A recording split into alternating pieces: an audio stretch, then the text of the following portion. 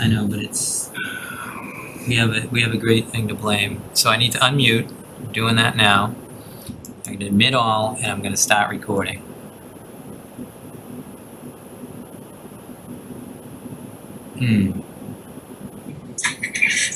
Except I can't find recording.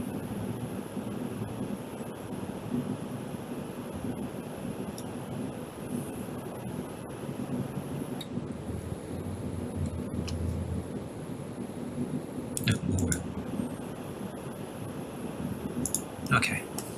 This meeting is being recorded. All right, so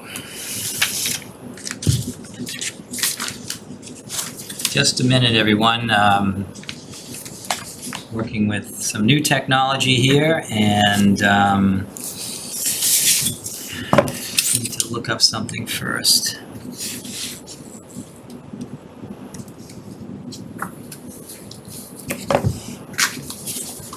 Have you admitted people from the waiting room yet?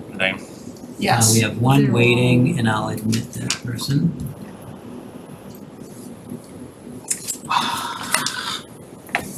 Now at least they know we're here. They're in the right Zoom. You ready for the roll call and all that? Sure. I left So I'm my just gonna- notes at home. I'm just but- going to start the script, but you can just see who's here and see who's on the screen. Yep. Okay, so hello everyone, this is Chuck Tironi, the Reading Conservation Administrator. Consistent with the Governor's order superseding certain provisions of the open meeting law and allowing us to adhere to social distancing requirements during the COVID-19 crisis, this Town of Reading Conservation Commission meeting is being held virtually via Zoom and live in person via Zoom for audio and video participation of the Conservation Commission applicants or their representatives and the public. During this meeting, myself or the chair of the Conservation Commission will unmute commissioners, applicants, and representatives and the members of the public individually as needed during the commission meeting. The chair and the administrator will be the only ones to permit to share videos. These controls are in place to ensure that tonight's meeting is safe and effective. At this time, Vice Chair Martha Moore will conduct a roll call vote to confirm members are present and can hear. Okay, Brian Bowe, Brian Bowe, member present. John Sullivan, John Sullivan, member present. Joe, Joe Carnahan, member, present. and Martha Moore, member present. We have 4 present, so we do have a quorum. Thank you, everyone. Please note that this meeting is being recorded. Also be aware that other folks may be able to see you. Anything that you broadcast may be captured by the recording. All of the materials of this meeting are available on the Conservation Commission Division site, and I recommend that commission members and the public follow the agenda as posted on the Town of Reading webpage unless otherwise noted. However, because this meeting is being conducted remotely and in person, if you care to come down to Town Hall, I advise applicants in particular that the commission cannot discuss or consider documents which were not previously posted. Information may be, however, presented orally. Similarly, members of the public are encouraged to provide written public comment, but should understand that not all participants nor all commissioners will be able to see any written comments during the course of this meeting. Before we get started on tonight's agenda, I'm going to cover some ground rules for effective and clear conduct of our business to ensure accurate meeting minutes. For any response, please wait until the chair or the vice chair yield the floor to you and state your name before speaking. After the commission members make their remarks, please, make the remarks, and these have been addressed by the applicant, the chair, or the conservation administrator will afford you comments as follows. The chair will first ask members of the public who wish to speak to identify themselves by name. Once the chair or the conservation administrator has a list of public commentators, The chair will call on each one by name and afford them 4 minutes for comment. The applicants may be requested to respond by the chair. After public comment, the chair will once again go down the line of commissioners, inviting each one to provide any further comments, questions, or motions. Please hold off until your name is called. Finally, each vote taken tonight will be conducted by roll call vote. And that's all I have. Okay. I mean, I just want to welcome Nika Scanlon, our Conservation Chair. Happy to be here. So we now have 5 members present. Hello to remote members. Oh, is Carl here too? I've just let Carl in. Okay, I just saw Carl. Yep. Okay, so we now have everybody present. Okay. If something has been continued, do we need to read the whole blurb about it or just say that it's been continued? If I would read the whole blurb, Okay. So but you can cut through it and chop some off if you like. But I'm gonna just make sure people understand which one we're talking about. okay, the first item on the agenda is 1310 Main Street, and it is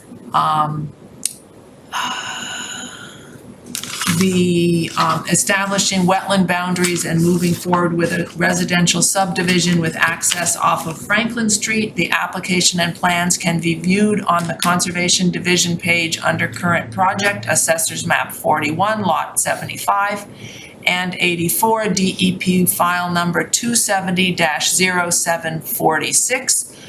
This application has been continued to November 10th at the applicant's request. So I'll just add a little bit to that. Sure.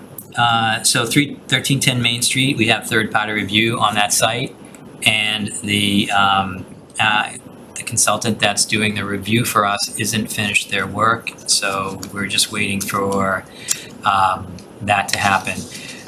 And it will come up at the November 10th conservation meeting, which will be held remotely and in person. So this will be available to come down to Town Hall to discuss this project on November 10th or to sign in remotely. That's all I have. Shall I pass the gavel on to you? If it's okay, I if would you be just happy continue, to. that would be great. You'd rather me continue? That'd be great. Just Okay, I'll keep going. Thank you. All right, Do you have the gavel? there is a You gavel. need to have the gavel, all right. We have a gavel. All right, here we go. Okay, the next item on the agenda is 0 Small Lane. And do we have anybody here? Let me just With check. 0 Small Lane.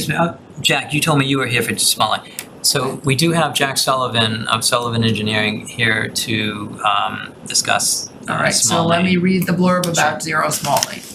Continue the public hearing on a notice of intent filed by LLC Megan Johnson, Delray Realty, pursuant to Massachusetts General Law, Chapter 131, Section 40, the Wetlands Protection Act and/or the Reading Wetland Protection Bylaw, Section 7.1.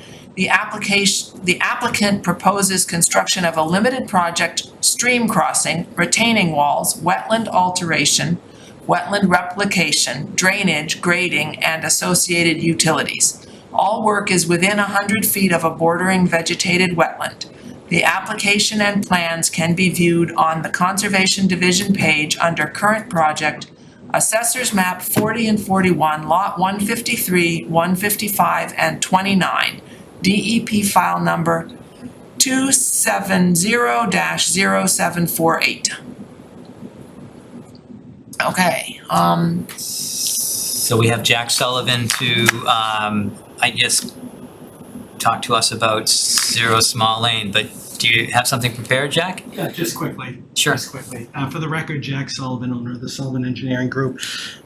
This is a request to amend the notice of intent. When we submitted the notice of intent to the commission, it was just under the state act. This amendment now will be under the state act and the Reading General Bylaw. A new notice was placed in the newspaper. We obtained a new certified abutters list, and notification was sent out to all abutters on that list. And proof of mailings, if they haven't been submitted to Chuck, I'll provide them tonight. To let the commission also know, we're waiting on LEC, the peer review, to come out to the site to begin their work. I've gone out to the property. I marked the center line station in every 25 feet of the proposed roadway, and I put colored ribbon around all the trees to be removed. I did miss 4 trees. So I reflected that. It'll be shown on the next plan, but I did miss 4 trees. But everything looked right as far as location out there. So we're really just waiting on LEC now to start their peer review process. And I'll turn it back to Chuck. I know there's probably some questions on Sure, yeah, I fees. just want to give a little bit of background. The commission did do a site visit, went out to the site, and we did notice some inconsistencies between the plan and the trees that were marked out there. And we thought it would be very helpful to understand where the center line of the road was. Given the fact that Jack's been out there, I think that we should at least let our consultant, third-party reviewer know, but try to get in another site visit prior to the snow flying. So I don't know if anyone wants to come up with some dates to go out there once again. But that would probably make sense, and we'd probably end up doing this for a few of our applications, just to get them in prior to snow on the ground. So some of the dates that we're in November for sure now, and there's of course, all of next week, and the next week up until Wednesday. Chuck, do you have an idea from LEC when they're going to be able to get out there? Do you think it makes sense to go after they go? They may, I wanted to contact them to find out where they were at with the project. They may want to go with us. They're required to do one site visit with the commission. And this might be a good opportunity, but again, they might want to save that until after the first meeting. So I'm not really sure. So we could at least have one and maybe a second one when LEC is ready. that's right. Is there any sense from them whether it's By our next meeting, we should hear from them and have a presentation. So I mean, it's been about a month. Okay, so it sounds like we should probably just schedule one and then, we like to meet, so, What about Tuesday, November 2nd? It's not a school day for the students. it sounds good. I could do that morning. So the only thing that's going to come up on that Tuesday is we're going to have a monthly meeting with the DPW department, which is not at the same time, but it's just someone's going to have 2 things to do on that day. Yeah, and I'm busy in the morning. I have an 8:30 appointment and then a 9:30 appointment, so I could do late morning on the 2nd or afternoon. Okay. But I have a DPW Conservation Meeting. Some of my dates for that are off in my calendar. You don't I have know a I do, it's just something I but we track. have a DPW. Yeah, there. Is there one that afternoon? Yes, the first Tuesday of every month Yeah. there will be one at 1 o'clock. So maybe late morning on the 2nd? I can't do after 10:30, unfortunately. Okay. So it would be good to have the original group out there. So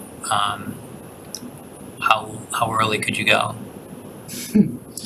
I could go between 7 and 8, which is crazy, but throw it out there. Well, if LEC goes, that's probably not going to work. Yeah. So Wednesday or Thursday. That was Monday ruled out for some reason. any other 9:30 availability, 8:30 to 9:30 availabilities? 9 availability the rest of the week. For me. And unfortunately, I'm not available after 8:30 the rest of the week. But we don't all have to go the same day. Well, that's just the first week. What about the following week, the week of the 10th, the week of our meeting? So there's the 8th, the 9th, and the 10th. I could do any of those days. I could do any of those days. Before 10:30, that's roughly when my things pick up for me. I could do No? after 8:30. Probably not, Any of those days or unless it's anytime on Veterans Tuesday. Day, and you can't do Veterans Day, I'm sure. So, Well, in any case, our next meeting is the 10th. Veterans Day would be after that. right. So if the goal is to meet before our next meeting, obviously. I think you should pick a day the rest of you can do. I might be able to do that week, more likely than the first week of November. Other than the 2nd, which I know I'm available for. Well, let's do the 9th, if that works for everyone, at 8:30.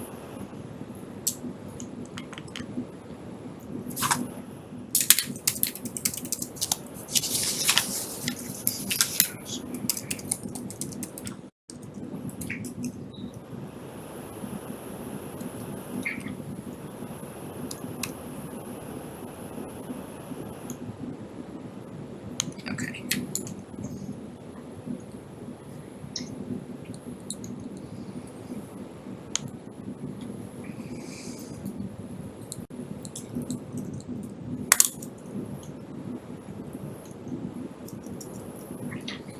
Okay.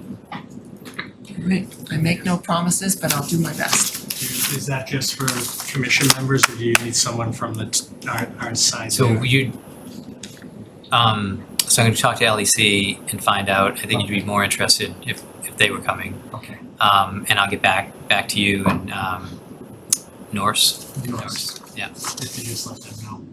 And when you ribboned the trees, are they numbered on the ribbons or just Just ribboned. ribbons? Yeah. Okay. It's a colored ribbon, it's either pink or, it's a bright color. Because I did- the issue we had when we were out there was trying to figure out which tree on the map matched which tree on the property. Right. I think what you'll find is where you see the center line of the proposed road, it's more, as you're walking, it's more to the right than you would think, Okay, and that's what throws it off. So, but the center line stations are marked in ribbon, and it'll say like station 1+0, 1+25, 1+50. Those are shown on the plan, and you'll see the directions of the trees and everything wrapped. Okay. But I did miss 4 of them, but you'll see. okay. Question?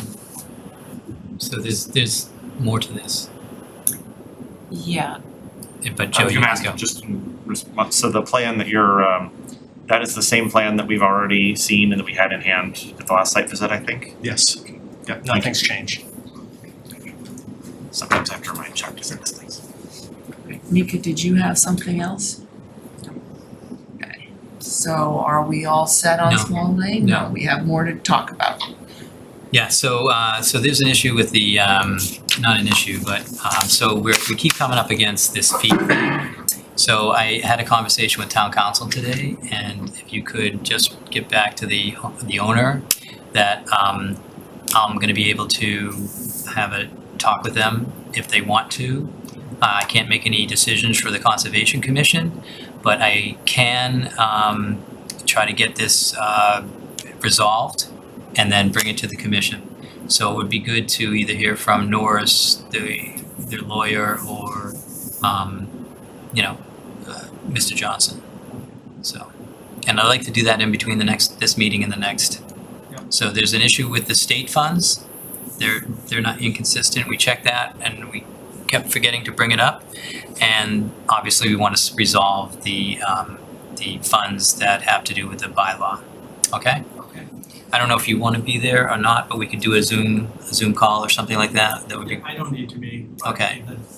Probably the attorney will talk or Sure. Norris, since Norris calculated the fee. and it would be good to have a commission member also on the Zoom call. I don't know if anyone feels like they have enough a handle on this project that they would like to be part of that.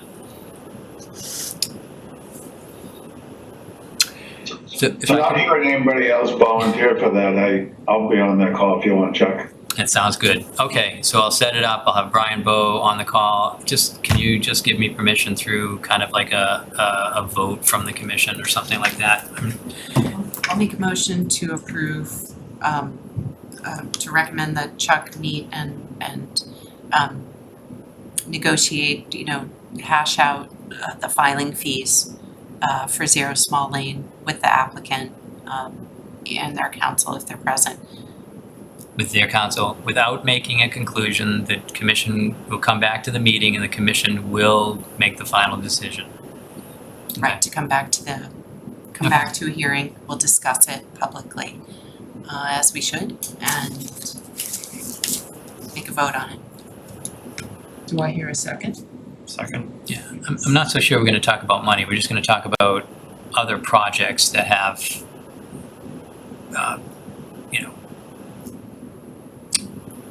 other projects that have been in a similar position and what's going on. So, and I have the advice from town council, so it seems like we can move forward now. So that's that, okay? We haven't voted on that motion. Sure, let's do that, thank you. Okay. Please, I don't know what order I called people on and people have arrived since, but I'll call the roll this time and then we'll vote in that same order after that. Brian, Brian Bowe in favor. John, John Sullivan in favor. Carl,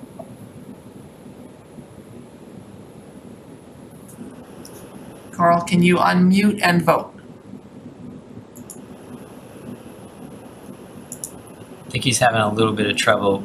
Carl, are you able to unmute and vote? There he is. Yes, I don't think can you hear me now? Yes. Yeah.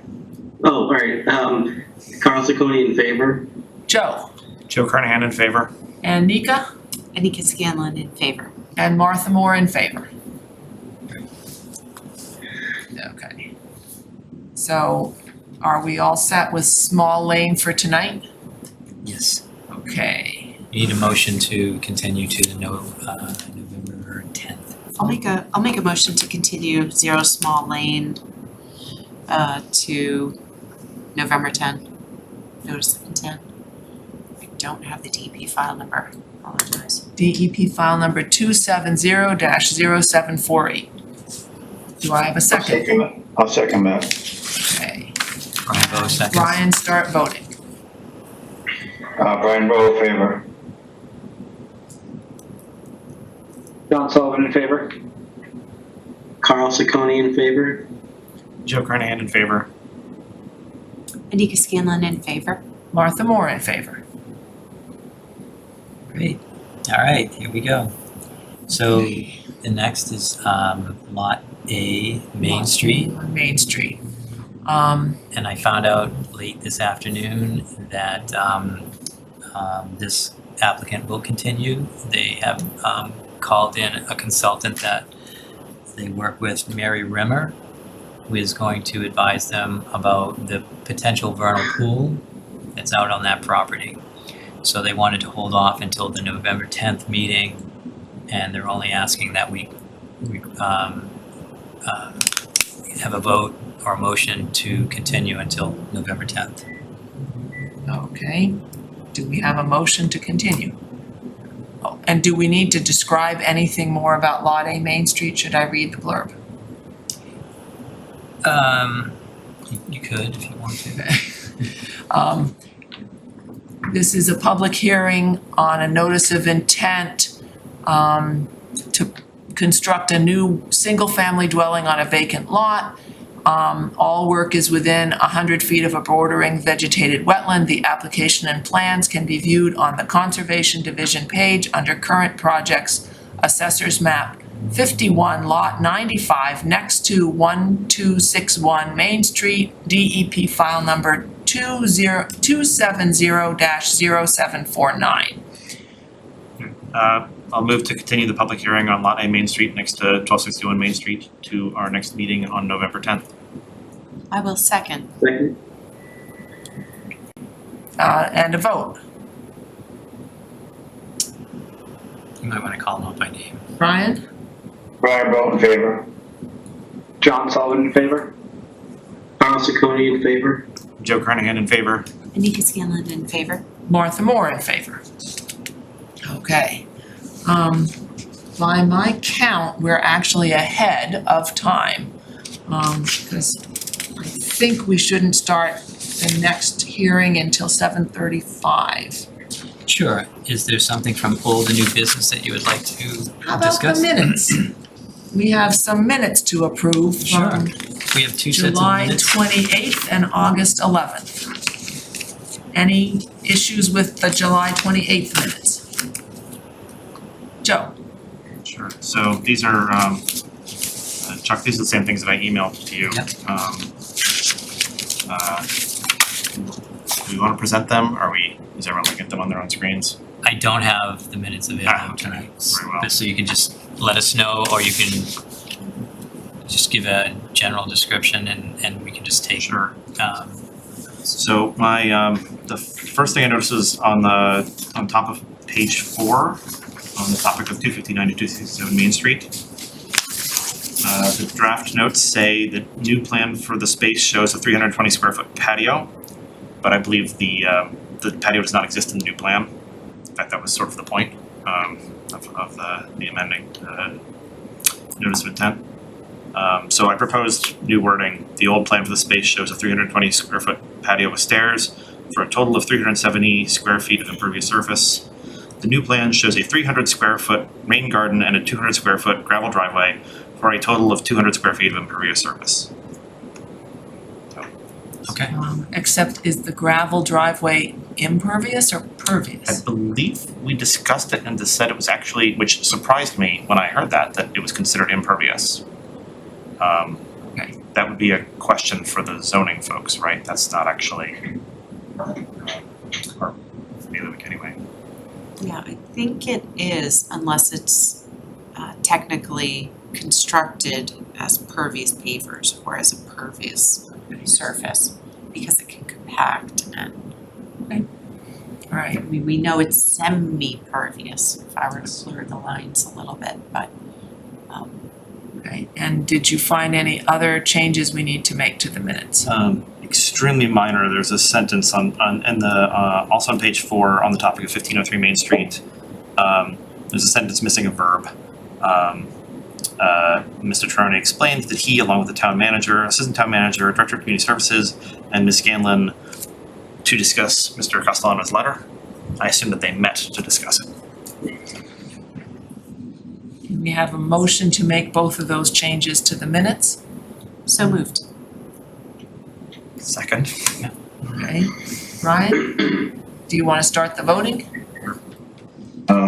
Yes, I'm in favor of making those changes. Is this point of order? I guess it is point of order. Very well, all right. Do we need to make an amendment to a motion to amend the minutes, or do we simply want to, if no one else has any comments on the minutes, we could vote to adopt the minutes as amended, right? Right. Or approve the Okay. minutes as amended? Yeah. Does anybody else So- have any comments on those minutes? We only have to vote once. Okay, all right. So let's vote to accept the minutes as amended. Okay, Brian vote, I vote to accept the minutes as amended. John Sullivan votes to accept the minutes as amended. Thank you. Carl Ciccone accepts minutes amended. Joe Carnahan in favor. Anika Scanlon in favor. And Martha Moore in favor. All right. 8:11, you want to try to get that one in too? Sure, we are right at 7:35, but let's do both minutes and get them out of the way. Yeah. Anybody have any comments on the minutes from August 11th? Joe? Sorry, I'm a troublemaker here. Joe. The first one actually is a little bit substantive, just in case anyone cares about who's encroaching upon whom. On page 2, on the topic of Lot A Main Street, next to 1261 Main Street, the notes say the first 2 houses on Nelson Road had survey stakes in the backyard. As it appeared, there was encroachment from those backyards into the land that belongs to the site. But the stakes were only in the backyard of the second, they're in the backyard of the second house, not the first, which is not what I wrote here. The house on the corner, the stakes were not in the house on the corner, they were in the next yard. But So, I think both yards may have been mowing and maintaining property that actually belongs to Lot A. but the stakes were marking the corners of the house, Yes, and the house was in the second house. distinctly in the second house's yard. So, do you have a correction for the wording? I was going to say the second house on Nelson Ave had survey stakes in the backyard, as it appeared there was encroachment from that backyard into the land that belongs to this site. Okay. Any objections to that wording?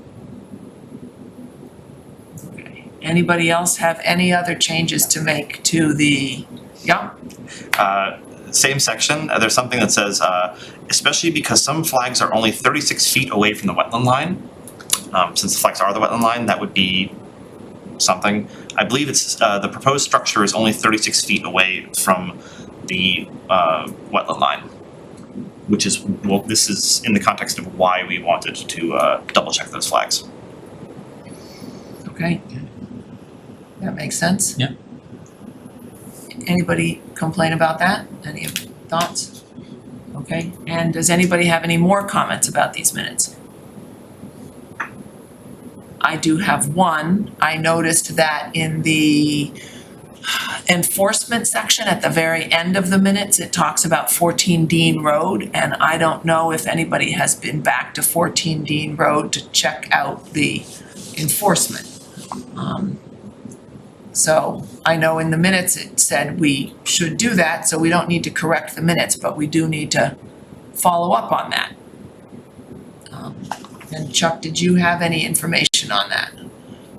So that was the meeting where I said I'd like to get these enforcement issues off the agenda, and I reached out to 14 Dean Road and 30 Chesapeake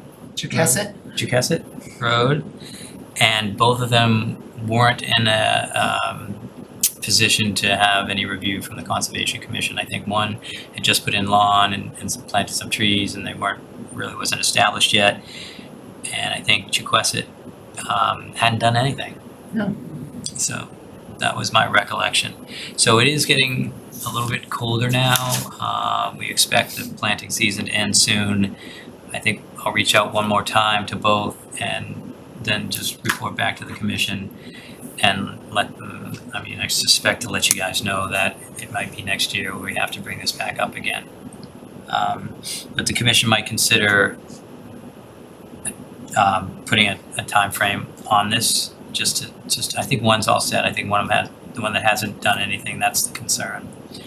And then just maybe by, end of next year's growing season, we'd like to know that the trees are in place. I was going to just mention, these have been lingering. They've been kind of hanging out there a little while. Do you think it's a good time to just send a enforcement reminder letter or revisit the enforcement? Because usually enforcement orders have deadlines, schedules in them, and these are a bit hanging out there. So it might be worth a revisit before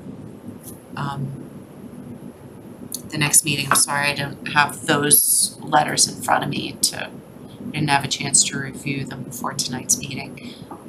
But they've been lingering, and it would be good to get them moving. So what you're directing me to send a new letter out to each with some timeframes? Yeah, and I'm more than happy to put create my own time at least, and I volunteer to go and do site visits for these two, for 30 Chequesset and 14 Dean. Should I wait until you do those site visits to send out the letter so I can give them current information? Yeah, it might help to just give them a heads up. I can let you know when I'm thinking of doing it. I don't want to surprise them. Sure. So, Anika, I'm also planning on getting out to those. As Chuck is well aware, Friday tends to be my walk-around visit day, so I can email you guys with what I see and coordinate with you if that helps any. That sounds great. Okay. Okay. Yes. Did Do we want to approve those minutes? That's what I was just gonna ask. Anybody wanna make a motion to approve the minutes as amended? So moved. Second, Okay, vote?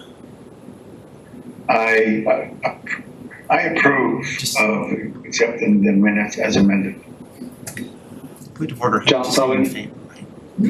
He can just say in favor, right? Yeah, you can just say in favor. Okay.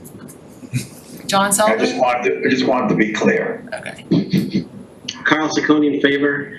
Joe Carnahan in favor. John Sullivan in favor. Oh, sorry, John, I thought you'd already gone. Anika Scanlon in favor. and Martha Moore in favor. So 6-0 in favor of approving the minutes as amended. Okay, we are now plenty of time to be able to get to Gray Coach Road, and that has been continued to November 10th at the applicant's request. That was 56 Gray Coach Road, Assessor's Map 12, Lot 11, RCC file number 2021-13. Okay.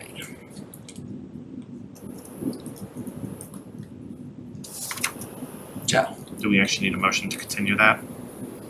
I don't know. You do, yeah. You do? Okay. Yeah.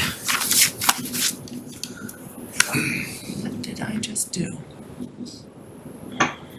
So Gray Coach Road,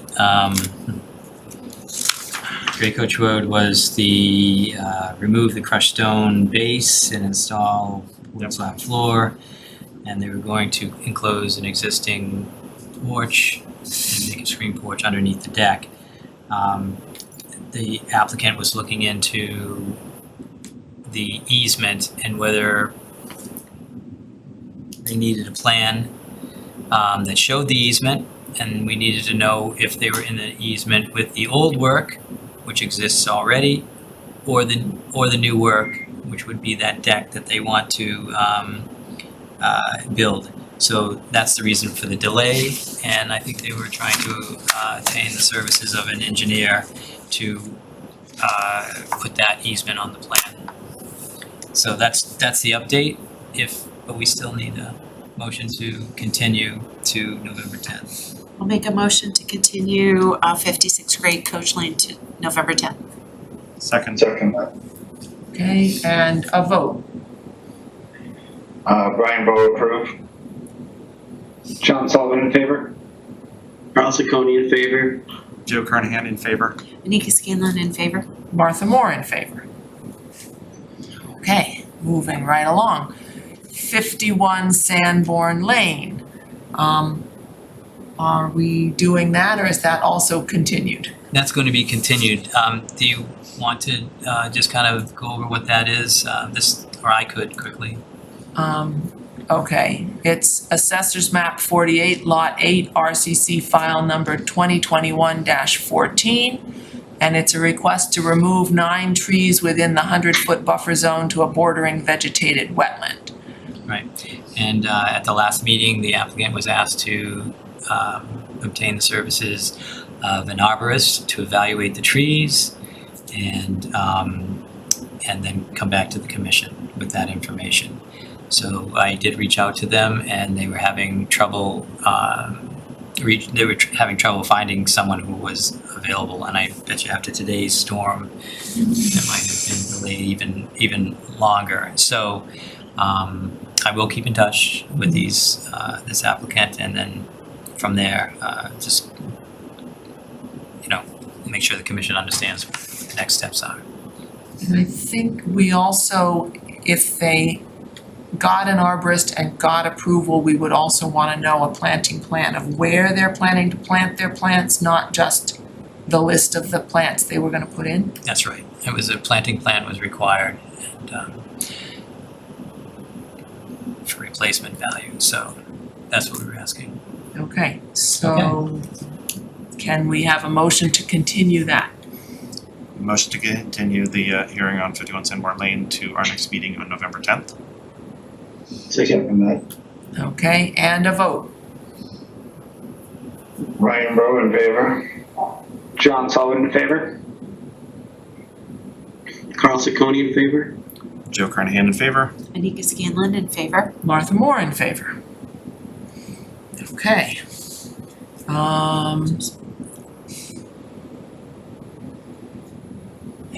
we have 48 Azalea Circle, but I'm wondering whether we are too early for that. 15, 30, 45, an hour and 5 minutes. Yeah, so we're not supposed to start that till 8:05, I think.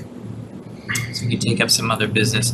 Sure. I think on this one, we'll just make sure that we look to see if anyone has any comments from Zoom, abutters, or there's no one here, but I know we've been rolling right along. Right. All right, so an old and new business, is there something else that looks interesting? Well, what if we start by figuring out who's gonna go to the DPW meeting on the 2nd of November? Sure. Place to start. And I am available that day, that's the Tuesday. Mm-hmm. But if anybody else would rather go, I'm happy to let somebody else do it. I'd be happy to go. Don't have to do it, but I did go last time and I wouldn't mind some continuity. Just a question, what time, 1 o'clock, it's a Zoom meeting at 1 o'clock. that rules me out, so. Yeah, so let's have Brian go also, if you still wanna go. I don't need to go if Brian's going, so I'm happy to have you go, Brian. I don't have Okay. any particular things to talk about, so. And to that point, we could have Carl and Brian just continue now that it's kind of, Yeah, I was gonna say Kinda set. like I'm not sure. Brian said, for having the same How people there, I does- could go. I mean, that continuity thing made a lot of sense to me when I heard it, but I know Carl's been going, Brian's been going, and you've been going, so.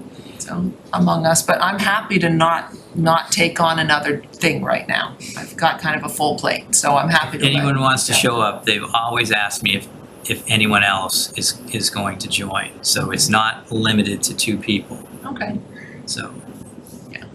and the Chuck, only, before we leave that, is it the same link to the Zoom call, or is there a different one each time? Length? Yes. It's about- Link, No, it's probably a different one each time. Okay, and then I'll need that. the only thing I'm thinking that it might be interesting to talk about with the DPW at that meeting is if they have any ideas about the property on Grove Street and how it can become a parking lot, and I don't know if this is jumping the gun to talk about it with them and pick their brains a little bit. Can certainly mention it. I think the next thing might be an easement, finalizing the deal and discussing the easement. But it's never too early because obviously we need some money to do this. I'm not talking the commission we, but the town we. Yeah. And but I would almost assume that there's going to be a more public and broader conversation about that property now that the town owns it. And it was suggested that it's a parking area, but maybe at that meeting something else may come up. So I don't know how this is going to go. I wasn't told anything, but I would suspect that it would be a public process. I think it should be, but I think it would be good to get some thoughts from the people on the DPW along the way and include them in right from the start. One thing about the DPW meetings, anyone could go, but give me at least 4 business days, because if more people show up, then I might have to post it for the open meeting law. So, Well, I think right now it's Carl and or Brian. Yep. And I don't need to go. okay. Anybody else thinking they're gonna go to So I'll that be one? sending Carl and Brian Zoom invitations always, and you're always invited, I guess. So now there's a little bit more responsibility on you guys, but at least one must show up. Yeah,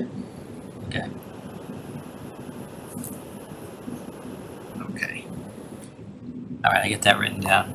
All right, Great. so that's done. We still have some time, so, what else do we have on the old new business? Do you wanna talk to us about the Matera Gardens plan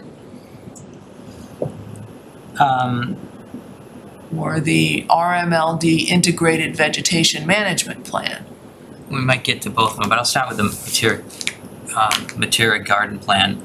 So we've met with some gardeners that's received some money, and it looks like their choice for the community garden would be at Matera. And they would like to do some raised beds, but there's some site work that needs to happen first. They would like to grade out some of the terraces, put in a path that you could access from the parking lot, and they would need some water, and they were thinking about continuous or timed dripped, lines to feed each pot, and each one would have a separate way to turn it on and off, so the water wasn't running on raised beds that weren't rented. So this is a situation where Gene Delio's the assistant town manager had said that it's unusual because they received the money before they actually had a 100% plan of what to do, and it doesn't usually go that way. You usually put the plan together first and then apply for a grant. So we're putting this together, and things still need to be checked out. So that's the point that we're at, but we would need to know about the shared responsibilities, who's going to be in charge, the timing, how are we going to handle people renting Matera cabin and gardeners showing up at the same time, if that's going to be limited. Obviously, they could use the Pearl Street parking lot, but all this needs to be written down so we could refer to it and it wouldn't create any problems. There's probably other things that I'm forgetting about, but all those things that I mentioned are not finalized. So there's still a lot of work to do, and that plan to understand, how everyone's going to interact with the community garden, the Matera cabin, and rent the spots isn't finalized yet. So that's really what I have from now. We are working with them, the staff is working with them, and trying to move this forward. I actually think it's a great location for the community garden. I brought it to the commission several times and told them about it. The community garden people will bring you a final plan and a narrative and present this in front of you, and you'll be able to ask questions. And at that point, you'll vote, because the Conservation Commission has care and custody of the Matera building, the grounds that it's on, the upper terraced areas, and Bear Meadow. So that's all under your care and custody. So we would, of course, have a active role in whatever happens with your garden and management. That's as I see it. Cool. John, quick question. Just in terms of breadth and scope, are they planning on just one terraced area or multiple terraced areas, or it depends? Or can you give us sort of a preliminary sense of? Yeah, it looked like they were going to put in a pollinator garden right in front of the parking area. And then just in back of that, they were going to have that's the one that's going to have ADA access to it. So that first terrace, they're going to create a path from kind of where that parking spot is to those raised beds. And then up from there, there's going to be others, but I think there's 3 altogether. My 3. 3. So 3 terraces. I don't know if they're 1, 2, 3, or there's 3 altogether, but that's a conceptual plan. Right. Not sure if that's what's going to be presented to you, but that's what I saw. Okay. I just wanted to get an idea. And I would let you know that there are apple trees out there that are pretty old, and it was discussed, and you're gonna have to let them, well, they're gonna have to be removed. They don't really work for that site, and so that's something to keep in mind, and what you wanna do about these apple trees that are going to be cut down for this garden. And you might wanna go and look at them first, Yeah. before you comment. So, Okay. and Mike Hannaford's already been out there and agrees that they're well beyond their useful stage, and they're probably not producing much fruit at this moment. I mean, it is kind of cool to see like deer come over and you know, and they're gonna have a deer problem because right now we're feeding them basically what they can get at Whole Foods, right? When these community gardens are there. So with the apples and whatnot, it would be nice to, you know, maybe have a plan to plant some apples at some time. But when this develops more, the commission will know more about it. So I'm going to move on to the Integrated Vegetation Management Plan from RMLD. And I put that on the agenda because this was something that I had a hard time kind of keeping in touch with RMLD. And there was a couple of emails. The last one where I was questioning a section in the regulations that they had sent us and the approval that we asked for. It said that they were going to use herbicides. And I questioned them on that, and the regulation said if they used herbicides, that they needed to, you know, bring that in front of the Conservation Commission, and I said that did not happen. It also said that if that was the route they were going to go, there would be, it's the IVMP would be placed in public areas, like the, you know, like town hall, like the police station, the library. And I did inquire about that. I did receive an email back from someone who said that they would look into it. And I haven't heard from them since then, but I've been busy doing other things, so I really couldn't just keep up with this one thing. I think the Integrated Vegetation Management Plan is something that if one of the commissioners were able to take on and discuss this with RMLD, we could resolve it quite quickly because it would be just one issue that they needed to take care of. So that's why it's here, and that's why I wanted to discuss it and see if anyone was interested in being the point person. And without all this information, basically what they're doing is they're hiring a company that comes in town, and there's certain parameters where they're cutting trees down around the wires. And they're doing that on all the public streets. And there's a plan in place where they contact Mike Hannaford and tell him where they're working, or they'll contact me, or me. And then when this tree happens to be on private property, they have to do something totally different, which is just contact me, and we have to go through our tree policy at that point to see if the tree comes down or not, unless they can prove that it's, you know, health and safety issue. And it can come down through an emergency permit. So that's what we're doing here. We're cutting the trees either down or around the wires, the electrical wires. So are you asking if there are any volunteers on the commission who Looking for might a volunteer be that willing wants a to- tougher job than just site visits.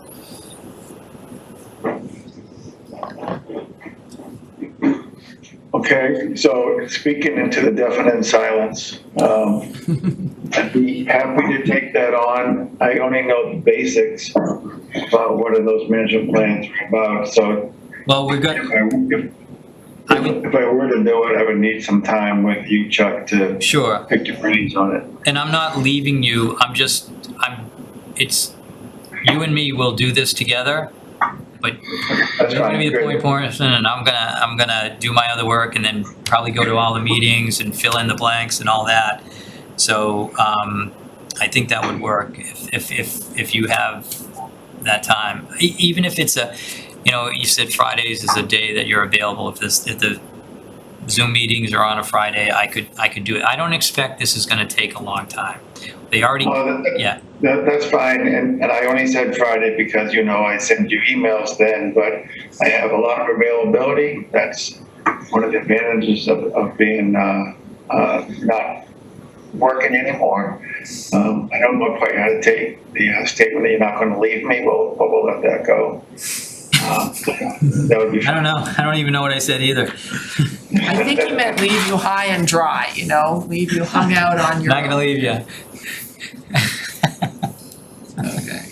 All right. So thank you, Brian. Thank you, Brian. Anybody else wanting to compete with Brian for that possibility? All right, it Yeah, looks feel like free. you win, Brian. Anybody, yeah. All right, thank you very much. Sure. Okay, I think we're close enough to 8:05 that we can go on to the next item on the agenda, which is 48 Azalea Circle. Is that what you're here for, Jack? Yes. Ah, that's why the big smile. Yes. Okay. All right, let me read the blurb.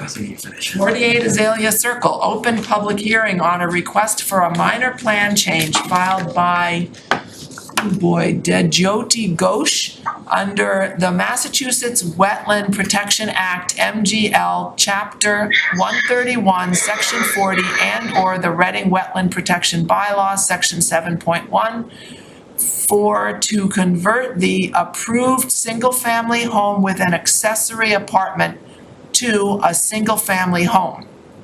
Build a 22 by 24-foot two-car garage in the same location as the two-car parking area with pervious pavers.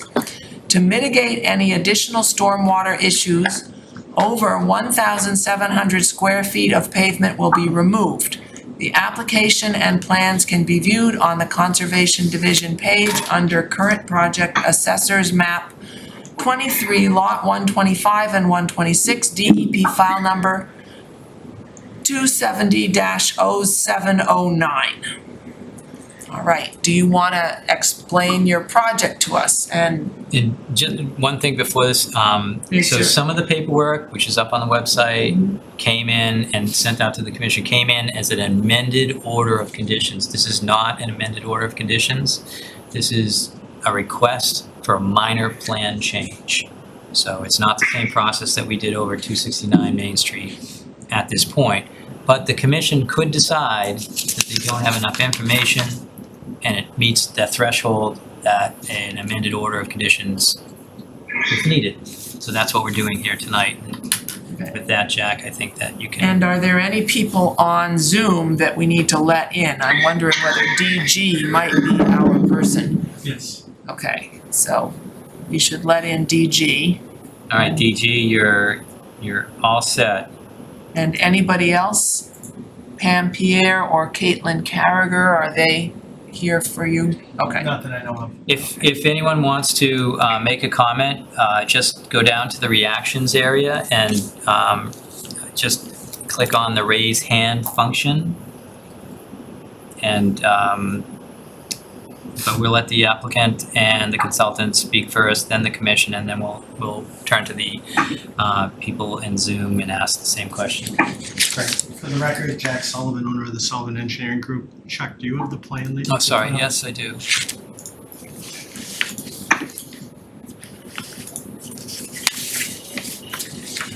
Okay, that's good. So as Chuck stated, we're hoping the commission sees this as a minor change. It seems pretty straightforward. As Chuck stated, this had been approved as a single family with a accessory apartment to the rear of the house. And the area that you see on the screen that's yellow green in nature that was going to be a driveway that was going to go back to a pervious paver area where cars would be parked to service the apartment unit.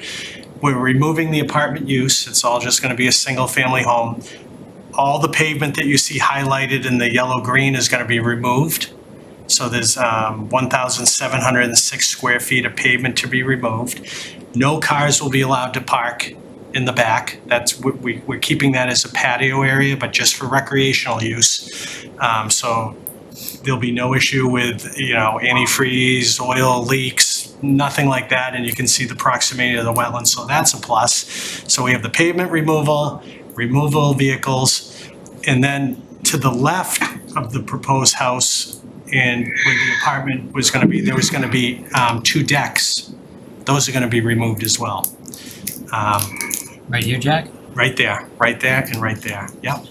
Does this house already exist? No, It hasn't been built. hasn't been built. We're just redesigning the house. Right, so my client is either purchased this or is in a purchase and sale, and he wants to move forward with this design. So in the area that we were proposing parking before is where we're proposing the 22 by 24 garage. I did review the previous engineer's drainage calculations for this project. They had modeled this, having the pavement areas as pervious and impervious in both conditions. They still met all the drainage requirements for this site. The town engineer at the time was concerned, like, what if the pervious areas are not treated properly and they become impervious over time? How would that affect the drainage? So you can see where we're going. It's right over that pervious paver area, but also there's 2 infiltration units that were 2 infiltration chambers that were proposed in the front. They're still there. They're just to the right. Do you see them, Chuck? Just to the right of the garage. It's in the green area right there. Yeah. So what the previous engineer did is they had to show that a 1/2-inch rainstorm could be collected and stored within those infiltration units. So I added up the amount of roof area that will be conveyed to this area, including the new garage. A total of 470 cubic feet of drainage chamber is required, and we have 47 cubic feet is required. We have 58. The 2 units provide 58 cubic feet of storage. So even with the addition, there's still enough storage for the 1/2-inch storm within those 2 units. But also with the large reduction in impervious area now on this site, we'll be way below what the previous calculations were, which showed a reduction for the 2, 10, 25, and 100-year storm event. So we view it as a minor change, but we want to bring it to the commission to see if you had any questions. Jack, can you give me those numbers again? 48 and what was the other one? Yep. So 50 something. we added, I can go through this, the total roof area that flows to the 2 Caltech units is 1,128 square feet of roof area. On a 1/2-inch rain event, that equates to 47 cubic feet. In each Caltech unit, provides 29 cubic feet of storage. So we're showing 2 Caltech units. They provide 58 cubic feet of storage. 47 cubic feet is required.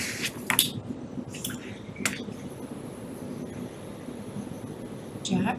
Yeah. Question, were these Caltex were designed originally with the original notice of intent? The original notice of intent. What were they to infiltrate? The house? The house, the roof runoff. So what's gonna happen to the house runoff? It's still I guess going, that's what I'm wondering is, so I stepped away, I'll check you, I'll show it. Oh, what's that? There's 2 fields, and there were 2 approved fields originally. There's Trench 1, which are the 2 Caltech units out front. And then there's 6 units out and back. Trench 2. So both, that was in the original design, we're not changing that. Those are gonna stay. So the total of 8 units will collect the entire roof of the house. So I'm showing that right now. Here's 2. Actually, you know what I can do? I can do this. so what you're basically testifying to, and I'm sorry I couldn't find, is it in the submittals that you sent, sort of the numbers breakdown? No. That just came up today because I dropped off Okay, another yeah. application to Chuck. And Gotcha. Chuck said there might be some questions on if the infiltrators can handle the increased roof runoff. And I said, well, we're reducing so much. Like, if you look at this, we reduce 1,706 square feet of pavement. The addition is, Right, but that pavement runoff wasn't gonna go to these infiltrators. No, correct. So it doesn't affect that It capacity. doesn't affect that capacity. So, you know, I get that, and that's a good thing to go to impervious pavement. So the math right now, so those previously designed infiltrators, were there 2 up front as well? Up front, And still the 6 in the back? right. And so the capacity of those total, Well, you can't, no, you're not gonna even look at it that way. You need to know that the 2 up front can handle whatever it's taking now, plus the garage, the because garage. you're not gonna put that to the back one. Isn't that how you see it? That's how I see it. And will it? yeah, Yeah. It will, So it's 50, yeah, that's what you just told us, right? That's what I just told you. So the 2 in the front will handle the front roof of the 30 by 40 house and the garage addition. The previous engineer had it designed for a 1/2-inch rainfall. There's an overflow off the roof drain for larger storm events. So it looks like it's taking the front gutter from the house along this yellow driveway. So, because I can see the drain, just tell me if I'm wrong, Jack. Correct, that's So it correct, must be taking this front area. that's right. I don't know what's happening back here, and maybe it's going all the way across, but Does the crest of the roof run up down on this picture or left right? I took it this way. I took, and I'm gonna block this, but I took the peak of the roof Yeah, here. I would have assumed the peak of the Ran it roof this would way go the and length ran of it the this way. house rather than the, That's how I calculated. yeah, so then, so the garage would be gabled in? The garage would be gabled in, but it would still sheet both sides and would come to the 2 front chambers. So the way it was designed, simple terms, is they looked at the total roof area in square feet, they multiplied it by a 1/2 inch of rainfall. They came up with what they needed for a volume of water, and that required 2 infiltration chambers. So it's still consistent with what was approved. when you're saying half, so you think it's coming down here. Yeah, if it was split down the center. Yep. We don't have the architecturals. I don't either. So that doesn't seem, so we would have to, well, what would happen if it was done some other way? Because it's still half the roof. Unless there's some sort of, Typically framing something is, right design, creative, so, yeah. something creative with the roof design. yeah, I guess we can't rule that out until we actually, we can't presume that out of existence, but. It is a little odd from the original plan to have 6 in back and 2 in front of Correct. Caltech chambers. Correct. It seems like the back was over-designed for the 2/3 of the house that it was taking. right. And I didn't do the original design. I thought the same thing. Yeah, that's, it just doesn't, yeah, it kind of doesn't look practical, you know what I mean? It just,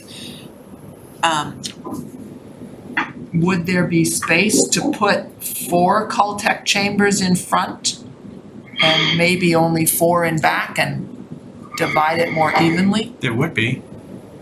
Because now there is an easement line right here. But there, you could put 2 additional chambers here, you could put another one or 2 to the side, you could put in an additional. unless, I mean, I'm assuming all these Caltech chambers are the same dimensions, Same dimension. right? So, I mean, because I was thinking if there's more chambers in back and they're smaller, they're smaller capacity, They're all the same they're all the chambers. same chambers. Yeah, they're a Caltech Contactor 100 unit. They're 7.5 feet long, they're 3 feet wide. Yeah. But based on the 1/2 inch rainstorm, the 2 front ones still work. yeah, it looks like, I would say that was the original plan, that was the gutter. And it drained down to here, and that's why it was a smaller unit, but everything else goes back to this one here. Because I would say it's sheeted off in both directions. That's how I look at it. That's how you would frame it. And then you would drop it down onto this roof, catch it here, catch it there, and drop in. Yep. So does this roof, which you did, plus this, meet that capacity? And you've you've already told us that that will work. Based on the way the engineer calculated for the half-inch rainstorm, that it works. Okay. But I agree with Anika, when I first looked at it, I go, how come there's only 2 out front and 6 in the back? It looks strange. Yeah, so you said the front, you got 47 cubic feet. Yep. Yeah, that's what I get. And then if you went back to the original engineer's calculations, each Caltech unit provides 29 cubic feet of storage, and he has 2. I didn't even take into account the storage of the stone around it. There's like 6 inches of stone around the units. Yeah, and the rear is about 46 cubic feet. Yep. For a half-inch storm. Storms are only getting more intense. Correct. Joe? Did you want to go roll call through the? Since I'm concerned that half of us are left out and missing out on all the fun on Zoom. Okay, well, is there anybody from the Conservation Commission that is zooming in who would like to comment on this proposal? I do have a question. It's not on the topic that you folks have just been discussing, so I can wait if you want to do more conversation about the infiltration first.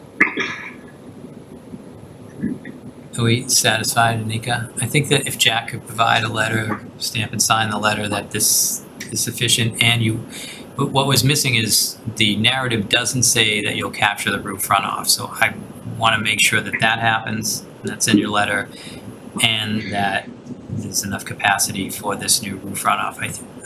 I think it's pretty much apples to apples at that point. I can put that in, I'll put that in a letter form. Okay, and so Brian, what was your other question? So my question is maybe a little bit broader. I'm curious, when were the wetland flags last reviewed? I mean, I know this project, I think it was in the original order of conditions, but it says 1991, and the notation on this plan says wetland line 2012. As Anika pointed out, storms are getting more intense. Do you have any idea whether or not the wetlands have grown or shrunk, for that matter, since this plan was updated? So Brian, this is order of conditions that's in effect, and even if it came back if it came back for an amended order, you could kind of have you could do whatever, but we're only looking at what's proposed. But I will back up a little bit and tell you that wetland flags I've heard people say that they move, but I've done a lot of work with wetlands, and they're measured in geologic time. There's not much chance that you're going to get significant movement with a wetland line, and I would be surprised if it was done correctly in the first place if you saw a lot of movement. The other thing you might note is that the elevations it kind of follows an elevation through that wetland line, so it goes up. That's probably a foot or 2 foot. I was going to say 2 foot, but it might be just a foot between the two wetland lines, so it's likely to stay in the same spot. Those are good points. I think what caught my eye in the first place was, especially in the upper left, those flags, a lot of straight lines there, and so I haven't been there, so I'm not sure what contours those are running along, but This is a culvert in the first place. This is like a bridge right here. Okay. And that's kind of like a bank near the culvert. As a matter of fact, I don't even think there's a culvert there. It's been a while since I've been there too, but it might just be the bridge, and it's separated the wetland from one side to the other. So there is no way for the water to go from one side. But this is the bank, and then this is more natural terrain through here. And although the property is bigger than this, they didn't bother going beyond that point. This, in the original, well, not the original, though, I think there were 4 notices of intent. And oddly enough, each one of them was approved after the first one was fought in court. So each one was approved, but no building ever happened. And this one has to be started at least by this time next year in order for it not to kind of expire. Right, yeah, I saw that. When we went through this process, we did check the wetland line and move some flags originally. So these weren't the original locations of some of these flags, and that was through the notice of intent process. Okay, well, given that history and everything, thanks, and then I don't have any additional questions. Anybody else on the Zoom call from the Conservation Commission who has a comment?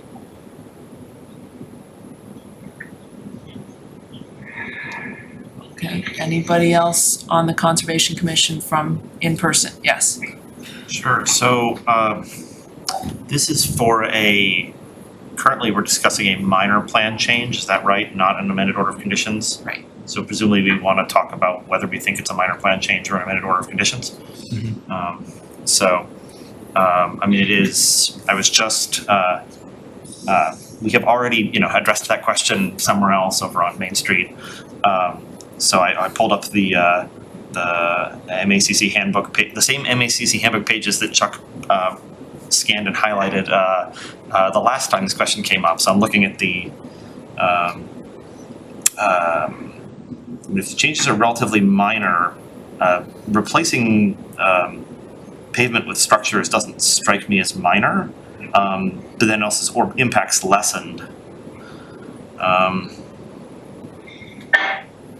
That is, well, actually, no, even that's for an amended order of conditions. That's not for a minor plan change. So this does, unless I'm misreading something, this does sound like an amended order of conditions rather than a minor plan change. Sure. So when I discussed this with Dpw,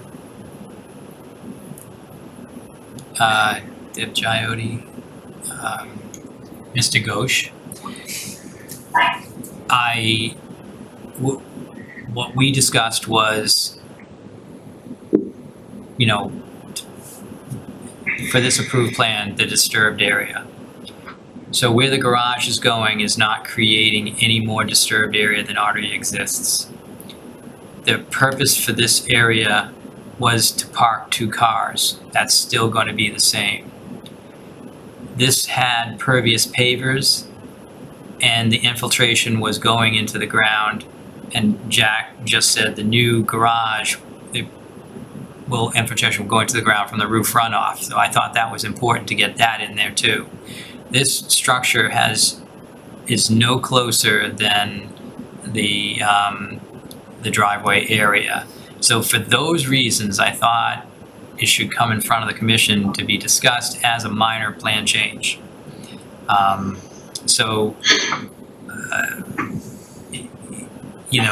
then on top of all that, add in the fact that they're removing pavement, so it's less. So there is a less portion of this. I usually like to look at the less exactly in the same spot as where they're working. So in my rules, the driveway really doesn't matter, but I don't think it's an increase based on where the garage is. You have a structure. What's the difference? And I'm not saying, hey, I'm trying to stop you from talking, but yeah, let's talk about what the difference is between a garage and a parking spot, or garage and 2-car parking spot.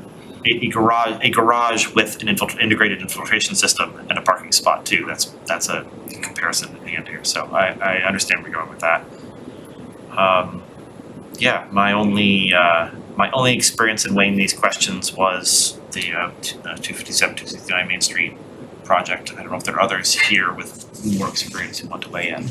And I think Main Street was going from a patio to a rain recreation area to a single, like a garage, and I think through the commission, through a parking spot, and through the commission and through discussions with the commission, I think that we got that infiltration because they had to take on the runoff from that other place. So now we have this infiltration rain garden there. So To me, I see that different, but please correct me if I'm wrong. I mean, this came in this way because I had a possibility. Now it's in your hands. I just, if I can jump in, I have a question for you, Jack. Jack. I'm sorry. I'm a little tired. I did know. So it's been a while. Yeah. I really do. How is the garage? Is this gonna be a full basement garage or is this gonna be a slab on grade garage? Slide on grade. Okay. If there's going to be no parking behind these buildings, what's the purpose of the pervious driveway anyway? The rear area where we show, it would be a patio for them to use. No, what I'm saying is that whole green section? Yeah, That's being removed, right? that's removed, that's gonna be grass. Oh, Yes. okay. I just Okay, I'm highlighted sorry. I that. thought it was, No, I was mistaken. I thought Oh. that was all that No, was gonna that's- become like pervious instead No. of, that all, Grass. that was approved pavement Got that it. we're removing and it's gonna be grass. so where's the edge of that pavement going to be? It's gonna be right up to like the The line. the line in between 196 and 197 there? Yeah. Like kind of at the end of the red lines? Right here? Right there. Right there where Chuck is right now. Okay. Yep. Okay, So I that see it a little sort of clearer the now. turnaround when you come out of the garage, you Yeah, can turn into that little point. I left a little area You- for them to swing if they had to. Which I'm sure they'll appreciate. Yeah. Okay, I understand, all right. Yeah. That wasn't making sense to me just because I didn't see it clearly. Right. That's So, okay. so it's not visible on this plan, but on the original plan, it shows where the trees, the existing trees are and where the building is gonna be. And I'm wondering whether there are any existing trees that can be preserved because you're not putting as much pavement in. If there are, if there was a tree count to be removed, the owner would like to save trees. And I brought that up when we met and we were trying to get this in for the deadline. And I wasn't able to figure out what's what. If there's the ability to save trees, he'd like to save them along that side. Me too. Hello there. Sorry, this is Mr. Dpw. Hello everybody. And yes, I just want to chime in that yes, if we can save any tree, that would be a high priority to save those trees as much as we can. Awesome. That's what I was hoping for, that there might be a few. It's actually, there are quite a few. Okay. If you see it correctly, there are quite a few and we'll try to save as much as we can. So I'm going to ask another question, just for the sake of asking the question. I know it might make people's heads spin, but so if that area, sort of in the upland, is going to be converted to lawn anyway, you know, in theory, you know, the house footprint and the whole design could be moved upland slightly. I mean, I know what that means from a redesign standpoint, and I'm sure nobody wants to take on that effort, but you know, that would be a big revisit to this design. So that's the opposed to a setback, right, Jack, right modification. there? Yeah, that's the easement line, so I So what do you can't go think that beyond that. is? Is that 10 feet? Yeah, 10 feet. So 10 feet. I mean, I think, I'm fine. I especially because we're removing impervious, we're removing the decks. There isn't much room to move away from the wetlands. So it's really, If I have just a comment. I think that the way this is set up, no one's going to use the backyard. And this area that's lawn is where most of the activity is going to happen. So it might be considered more protection to leave it this way. So that the area to the right of the house gets used as lawn, and the area where This- the decks used to This be. becomes the play area, and this is the, there's gonna be retaining walls all along here, it's the back of the house, they've taken down these, and nothing else is going back out here. This is something we always get stumbled up on, it just reminded me of this. Where is the basement walkout? Because we always that comes it up always so many burns us. times and in the wrong spot. Jack? I'm looking at the grades, And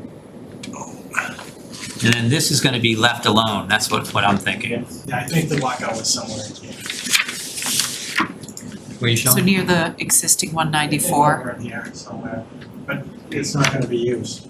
It doesn't seem to be too practical there, I mean, it's, I And don't, I'd have to see the plans from the owner. okay.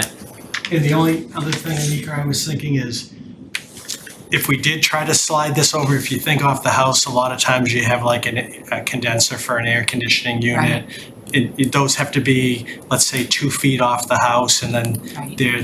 they're 2.5 by 2.5 feet, and then how much room does it, you need a little room to get by it.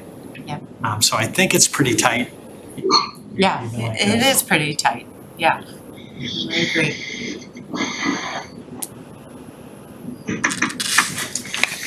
Any more discussion? Is there anyone from the public who hasn't spoken who needs to speak? If you have not been unmuted, you can use the raise hand function in the reactions button.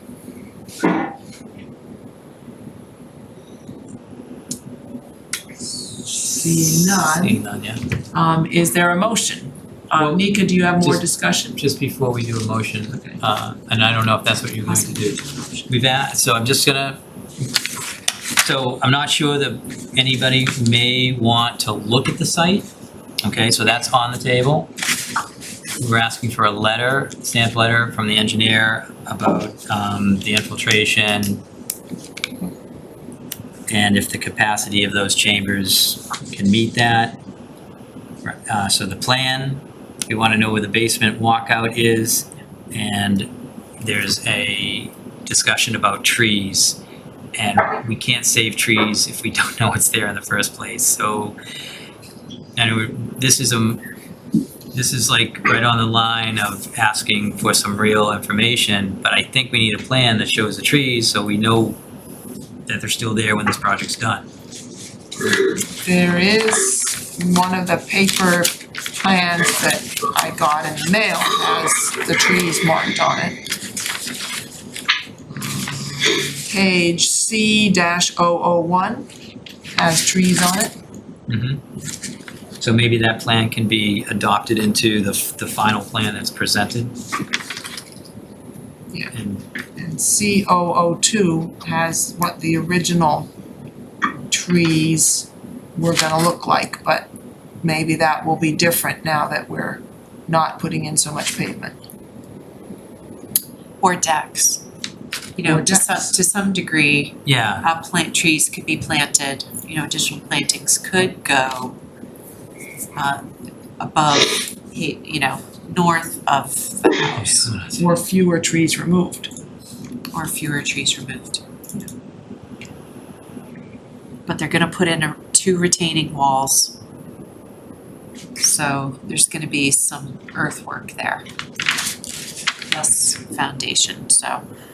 And there needs to be earthwork done where they're putting in the Caltech chambers. Right. So a lot of this land is gonna be disturbed. Jack, do you know if any of those flags are still out there? I don't know.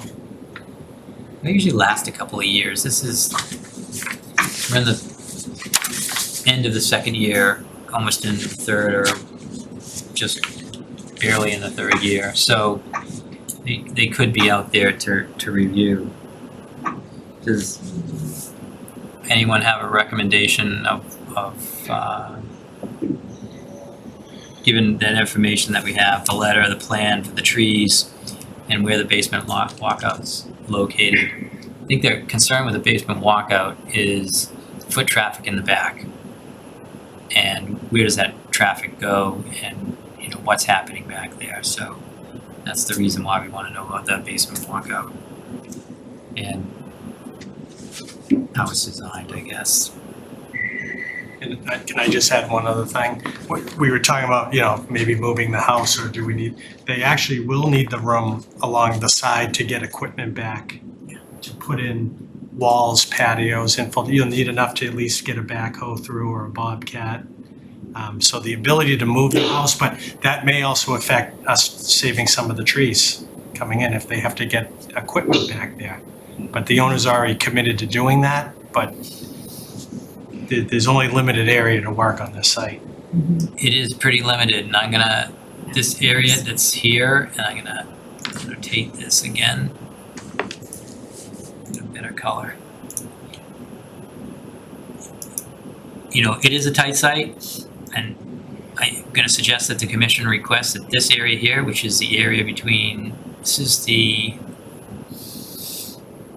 25 foot zone? No, it's 10. I think this is the 35-foot area. Okay. That's You have to be very right. careful. Between here and here, it's the 25, Okay, that makes and sense. this is the next 10. I mean, you really need to not compact this area because of the trees you're saving and all that. So I'm not sure how the design was to come in here and do the work, but it's obviously in this direction. And to go around in this direction is not what the commission wants. So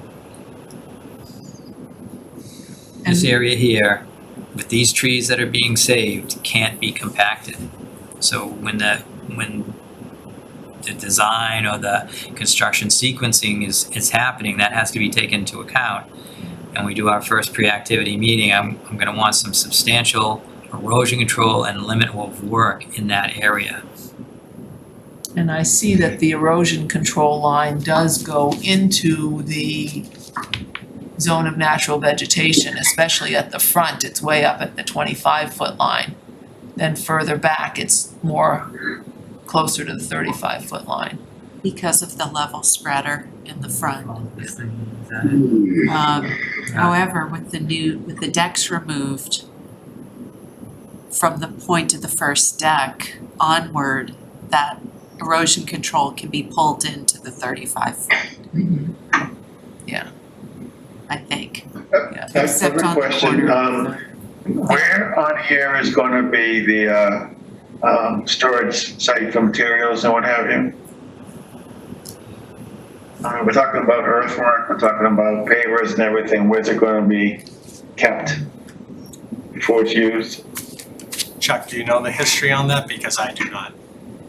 So I did provide the original order of conditions. I think that there's going to be limited opportunity, and when those areas are full, it would have to be trucked off site. Yeah, that makes sense. So is it in the original plan? I actually have that available if you can find it and tell me a page. I wouldn't be able to find it quickly, do you know? Oh, no, I meant the plan, just to see if it highlighted a This stockpile plan. area, yeah. Okay. Yeah, I don't see one in the attachment. I think you're right, Chuck. You can't stockpile. I think it's gonna have to be trucked off.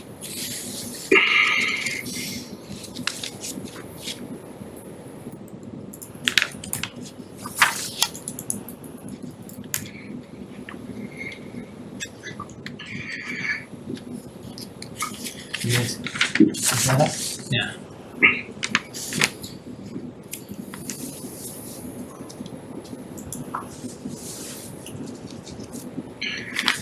Yeah, I don't see anything here that says where soil stockpiling would happen or anything.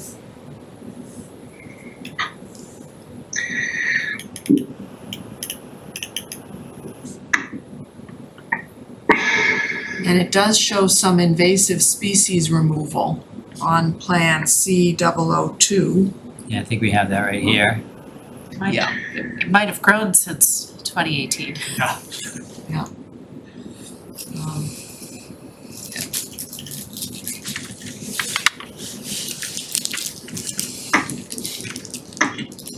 Construction, town standard driveway apron.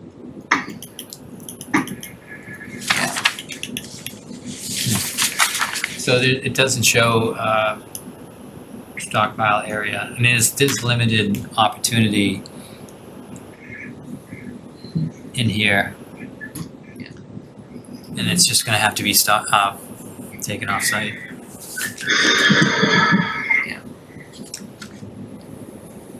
Most of our orders of condition typically have a sequencing or construction kickoff meeting anyway.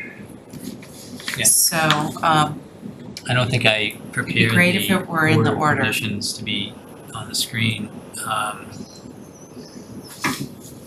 But if you want to, let me look at that copy. I can see if I can find something. My biggest concern is that the construction vehicles are on the upland side of the erosion control barrier. And avoiding going into that zone of natural vegetation as much as possible. We've had some oopsies of people going on the wrong side of the erosion control barrier, and it's unfortunate to see that happen, so. Better to avoid it than to have to fix it later.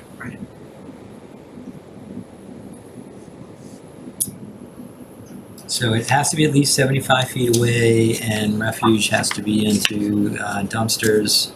Those are standard. So 75 feet away is going to be pretty restrictive. It's gonna be off the property. Yeah. So I think given that alone, Probably one little Yeah, farmer you're going to- 75 feet away from the well. so the interesting thing is, I believe they're connecting to the sewer main, That's right. you know, through the neighboring properties. Yeah. Easement, so. Either way, that's 70, a little more comfortable with that 75 feet. yeah, so this stone mark, and there's a bond on this project of 10,000. Okay. Yeah, I think that's what we have quickly, but after finding that, I don't really feel like I need to look anymore because you can just extrapolate from that and say that if he wants to store, it's gonna be 75 feet away and he's gonna have to get permission from those other places over here. If I could jump in just for one more second, what I was gonna comment was, you know, because, I mean, first of all, I think these changes are really on the edge for me in terms of, are we gonna call this an amended order of conditions, or are we gonna call this a minor plan change? So I think it's a very close call, but for me, it falls towards a minor plan change because there's excavation already happening with the construction of the house. It's just, it's gonna be a slightly different footprint, and it's gonna be putting a slab in a place where we would have had flat, you know, roadway, whether it's impervious or pervious. And we're removing the decks, so that's an improvement, and they're removing a lot of road, which is also an improvement. So we're seeing a net increase in vegetated area. And based on that, and I don't see the slab on grade garage as a big enough site change to that particular part of the site to warrant an amended order. Okay. I still would like the information first. And I was gonna ask if Mr. Ghosh was able to talk to any of the neighbors about this, because we don't advertise for minor plan changes. So the abutters weren't notified that this was happening. And which doesn't have to happen, but I was just wondering, because I know there's think it's Sal Gentile, who always comes in and asks about this project, so I don't know if anyone reached out to Sal. I haven't. You haven't. So I think it would be for those things that we've asked for, and then just to, I think if we told, there's no requirement, but I do have his number, and can reach out to him, and we can. Sure.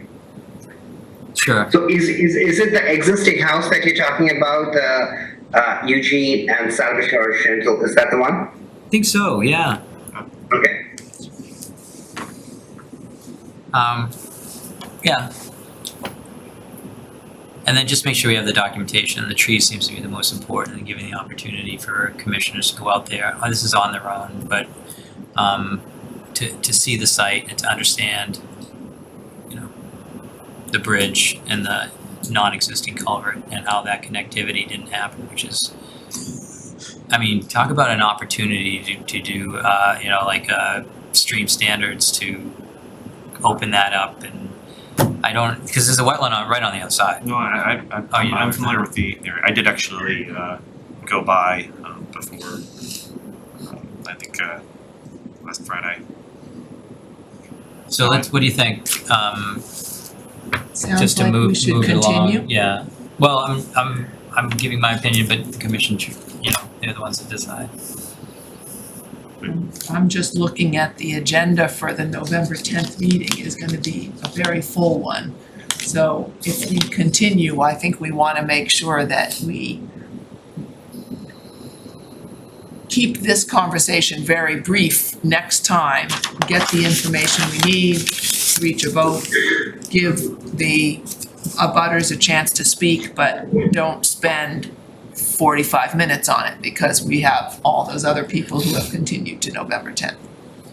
So, Yeah, I know, but those are not, you're right. And if they all came in, it would be tough, but something always happens with some of these. all right, so yeah, if we continue to November 10th, then it gives us a chance to go out and do a site visit. I had not understood that this house hadn't been built yet. I thought we were tearing up concrete, driveway. But it's just redesigning the plan. Yeah. So, is that what people are comfortable with? Is there somebody who wants to make a motion to continue? Well, it's not, you can, but it's not required for Not this. required. Yeah. So what do we do? You actually don't have to do anything, because if Mr. Ghost doesn't want to continue and come to the next meeting, then he just has to build the whole project. Okay, Yeah, so, but if he wants to build the new yeah, project, what do we do? you would just let him know, like, we intend to bring this back in front of the commission on the November 10th meeting to get the material we've asked for and close it out. And if he agrees, then that's all we need. The commission doesn't need to vote. Okay, so it doesn't need a vote. I think he's online. He's right there, Yeah. Mr. Ghosh. So Mr. Yeah. Ghosh, are you all right with coming back next meeting on November 10th and bringing us the answers to the questions we've asked?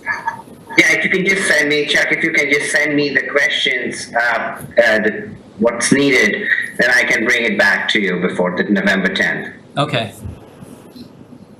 I've written them down. And Okay. Jack has written them down too. So we're good to go. All right, so we're all set with that. Thank you so much for coming. Yes, thanks, Jack. Yeah. Thank you. Thank you. Thank you. Bye-bye. Oh. Stop screen sharing. And, obviously at the next meeting, that's when everyone gets to say whether this is a, if this is an amended order or they're okay, so that vote. So we really only heard from Anika.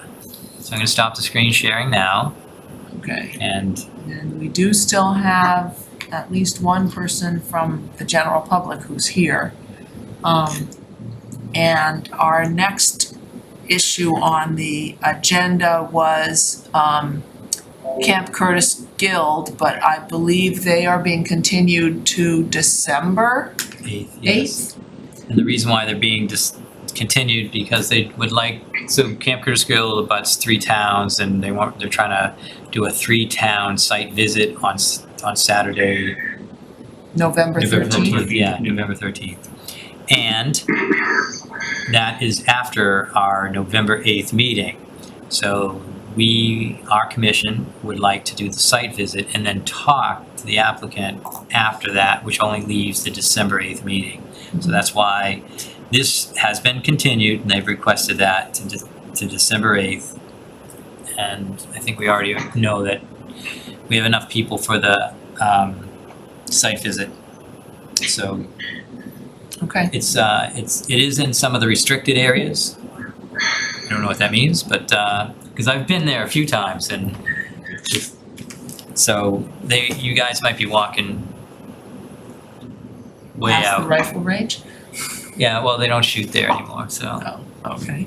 But All right. so that needs to continue, but you can continue it right to December 8th. Okay, so can I have a motion to continue 28 Haverhill Street, Camp Curtis Guild to December 8th? So moved. I'll second. And a vote, Brian? In favor, Brian Bowe. John Sullivan in favor. Carl Ciccone in favor. Joe Kernahan in favor. Anika Scanlon in favor. Martha Moore in favor. Okay. All right, back to old new business. Do we have any more things on that list that we need to talk about tonight, Chuck? 1503 Main Street, but just to go down through the rest of them, so the amended order of conditions was for 269 Main Street. That went out. I should have taken it off this agenda. 11 Veterans Way. I've been waiting. The commission doesn't know that, but we've been doing some work down there. So I've been in Veterans Way. We've been approving where the path goes, which is at the top of the cul-de-sac that will go into Kirchian Woods. We've been there with Will Finch and others, and Nelson. I don't know the rest of the owner that lives right next there, but there was some dead trees taken down, and there was some native trees planted. And so that's coming together. And through all that time and through those couple of site visits, I never heard from 11 Veterans Way. But I did notice that there wasn't any fence put up.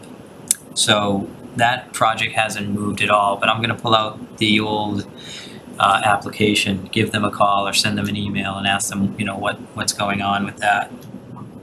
And I think I could just take it off the agenda until they contact us, but no fence can go in until that final plan showing it off the easement comes to the commission, and then we can agree to that fence. But the fence that was in here had it on the easement. Yep.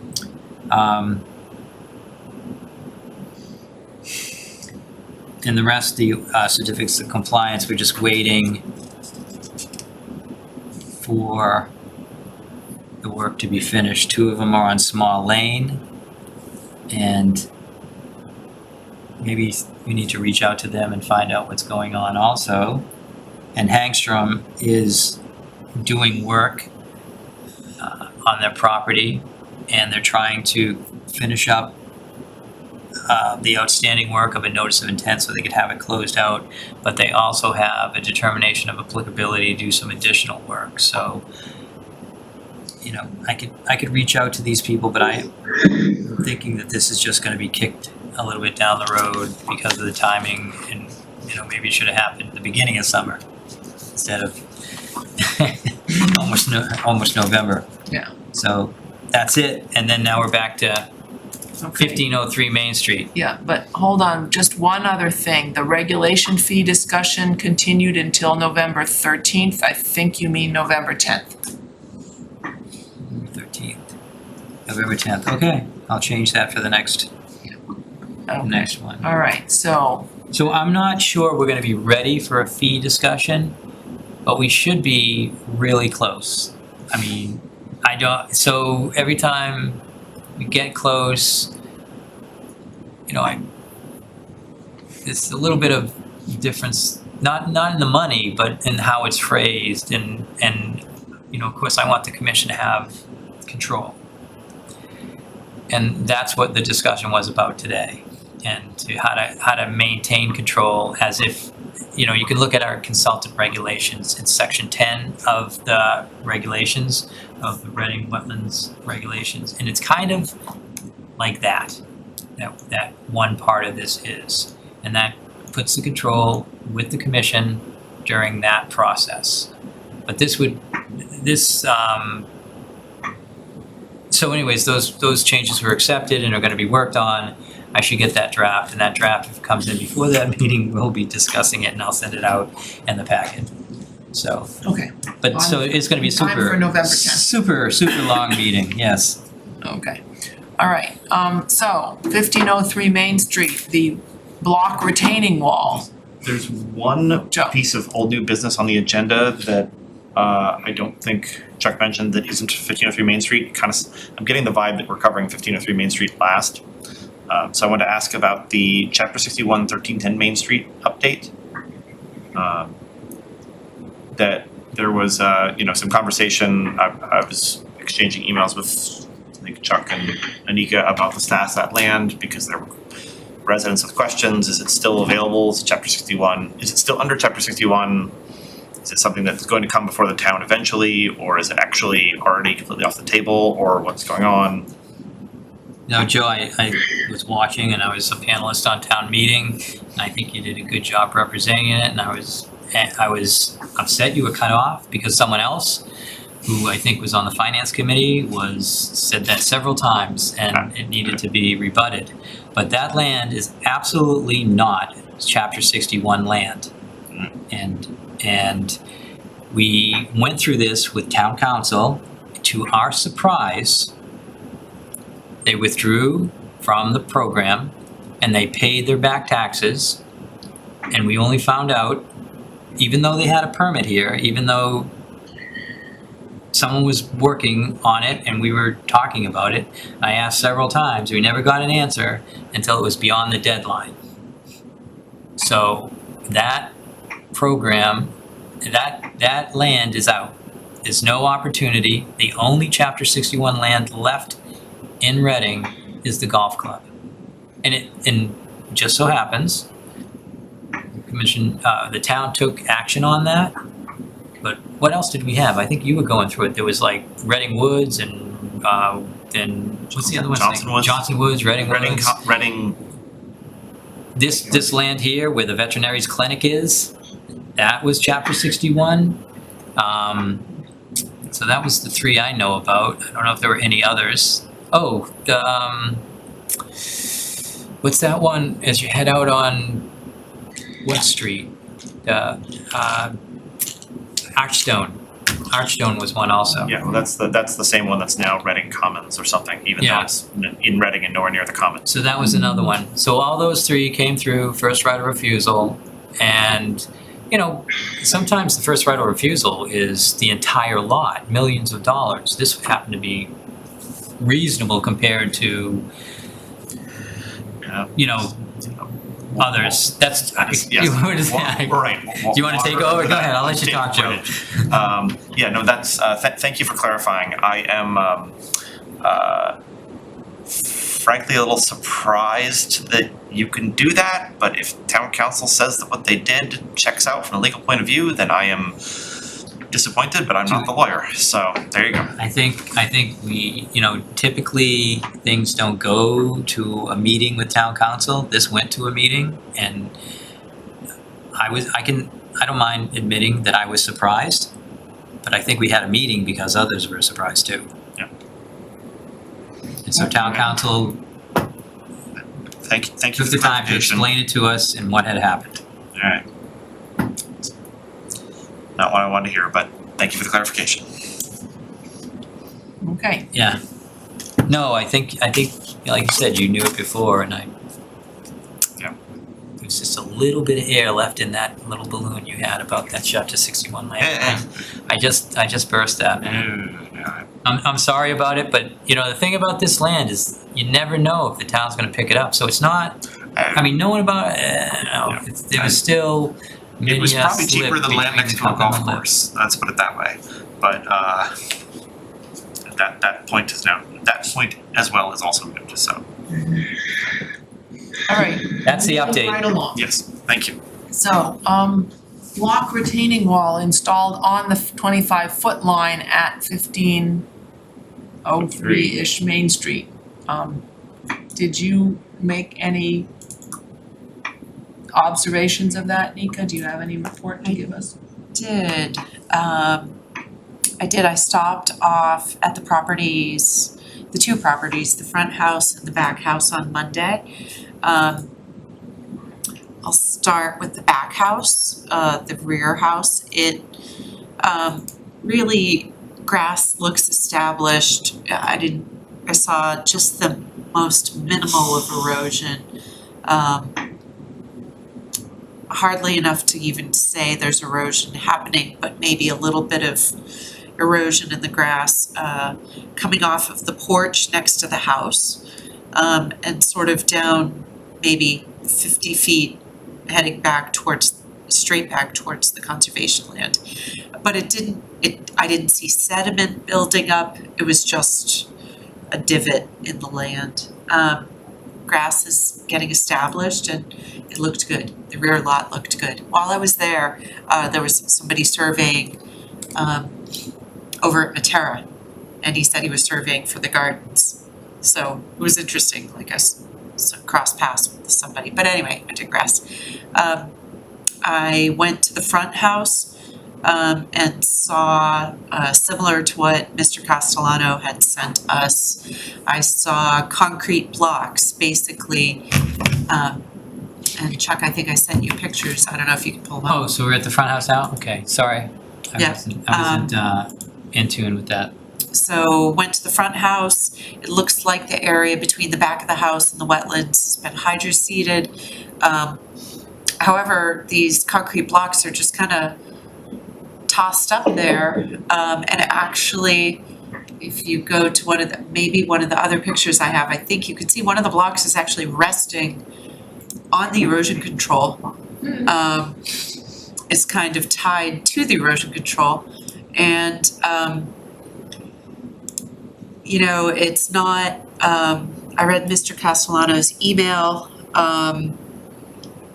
It sounds like he wants to prevent the dirt from washing over the silt sock. There you can see the one block is resting on.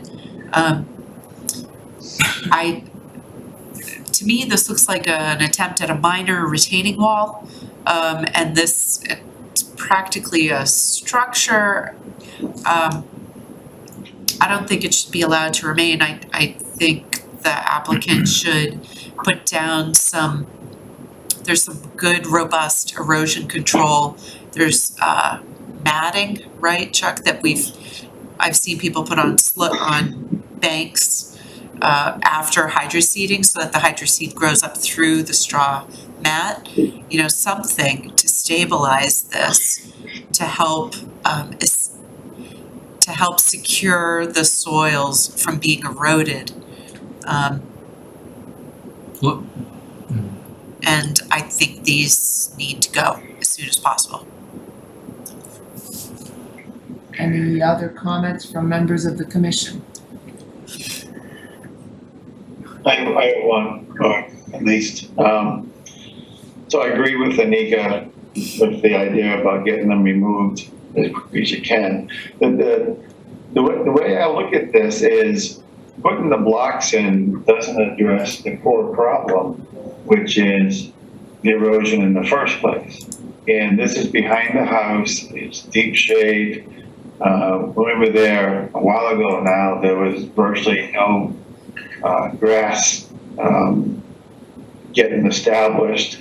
And so doing this to me is a Band-Aid that doesn't address the issue. The issue is what's going to be done about everything around that back door, plus around the corner, that slab where the air conditioner or whatever is hanging out in the midair. But I just don't think this addresses anything that really matters at this point. And it shouldn't be here. You add it up, it shouldn't be here. That's all I have to say. Anybody else? Brian, I was wondering the same question as to my limited experience is it actually like a solution to what's happening. So it was kind of nice to hear your thoughts, because I don't think so. So. Well, in fact, I thought it was done, but apparently I lied. A little bit further down from there, so basically down beyond the driveway. Remember, we saw the erosion filtering through the large boulders there, and against that silt sock, the sediment had actually built up, and in fact was as high essentially as the first layer of the sock. And at least from the picture, it didn't seem like the blocks were protecting that area anyway. Now maybe I just can't tell from the picture, but so it seems to be trying to address a problem that it's not addressing further down towards the back of the house. And I don't see that it continues far enough forward to handle the dirt that's filtering down through the boulders, building up the driveway. So again, I think it adds up to, a solution looking for a problem there. Any other comments?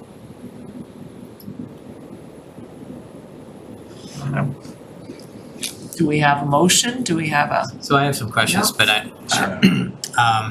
so Anika, when you went out there, what was the area in this picture? What was that? Was that good sod, so something will be It's really established? soft. It's really soft soil. Did you think that line between the house and the original grass area was extended, or did it look like it was basically in the same spot? In other words, the width of this area right Yeah. here, I think it was pushed out? Yeah. Hard to tell for me. I didn't measure it. When I looked at this picture, I was Hard to tell. It was like, Hard to tell, but that's a good question. was that established lawn on top of there, or was it hydroseeded? Because I don't see lawn, I see lawn beyond the picture. I actually walked in that area where the leaves were, so I didn't notice right away that it was hydroseeded a little bit. So I actually walked on the dirt in front of that pad, and I started to sink in. So it's really loose soil there. So is it additional loam that was brought in? I don't know. I don't know if It's hard to tell. it's hard to tell. Did you but- check the CMUs to see if they were cemented together? No. I'm just wondering I was wondering if this was a temporary solution, or were these mortared in place? That's where I'm kind of going with that. I didn't see mortar, but But they're filled with something. well, they're There's sturdy. pictures of them filled. But Nika's picture, they don't have something in. So whatever was in Jim's picture has washed away in Nika's picture. If you look at this picture, they're hollow holes, and in the other picture, the holes were filled flush. Yeah, so it could be like stone dust or dirt. I don't know what it was, but that's what I was wondering, if they're certainly not mortared together in the traditional sense. But I thought maybe mortar was poured I should through. have looked at that. I didn't go investigating that. I'm sorry, I missed that detail. Neither picture looks like the blocks are mortared together. It looks like Jim had a bunch of cinder blocks and needed a wall in a hurry, and he put them there. That's kind of what it looks like. I mean, it's sort of, there are a bunch of ways to control erosion. This seems like a novel approach and not one we recommend or approve of. But to that earlier point, I think, I wonder if there was a little bit of top dressing on what I walked on. Because if you look at Jim's picture, there's been erosion off that back roof drip edge, right? And there was sort of like a gravel line. And if you go, Chuck, to one of my pictures, it might not show Any particular one? any, there should be one along the back side of the house. Is that the one looking forward to towards the street? towards the street. Okay, that was up. So we should be able to tell, so if you look against the house, tell me if that's 100% soil or if there's a gravel drip edge next to the side of the house. Do you know what I mean? I don't see Can you anything, make but, that Can you picture zoom in? Next to the house? what can I do? Yeah.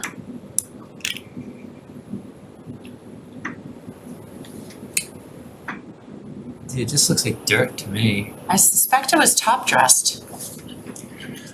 Yeah, it looks like loam. Yeah. So, Back in January or March or whatever, when we were walking back there, it was very soft, muddy soil. But it's too bad that nothing's grown there all summer. So another thing the commission asked for is to have the 25-foot line restaked. no, slowed.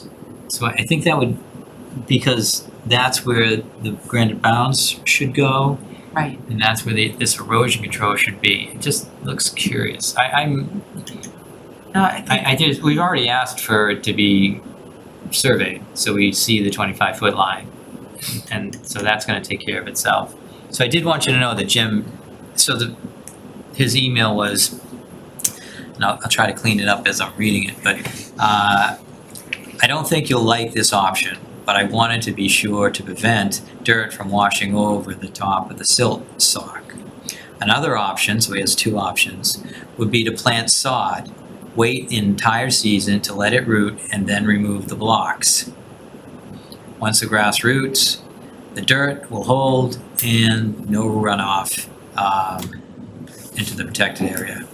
And then he says, please give me your thoughts. So those seem like, I was just gonna say, so I thought it was permanent when I first looked at the pictures, like mortared in place. But Brian had a different opinion and we talked, and reading this again, I think that this was just a temporary kind of, not standard solution to this situation. And it doesn't seem like he did anything over there by the driveway. So Brian, Carl was trying to speak, I think. is it Carl or Brian? Oh, yeah, I just was gonna say that just even in my experience too, like grass, like lawn grass is just not even a really great stabilizer, which I'm sure you probably know. I mean, so again, back to Brian's point of solving the actual issue of the erosion, I don't think that just light in the shade, grass is gonna hold back from a storm or really stop the erosion, so.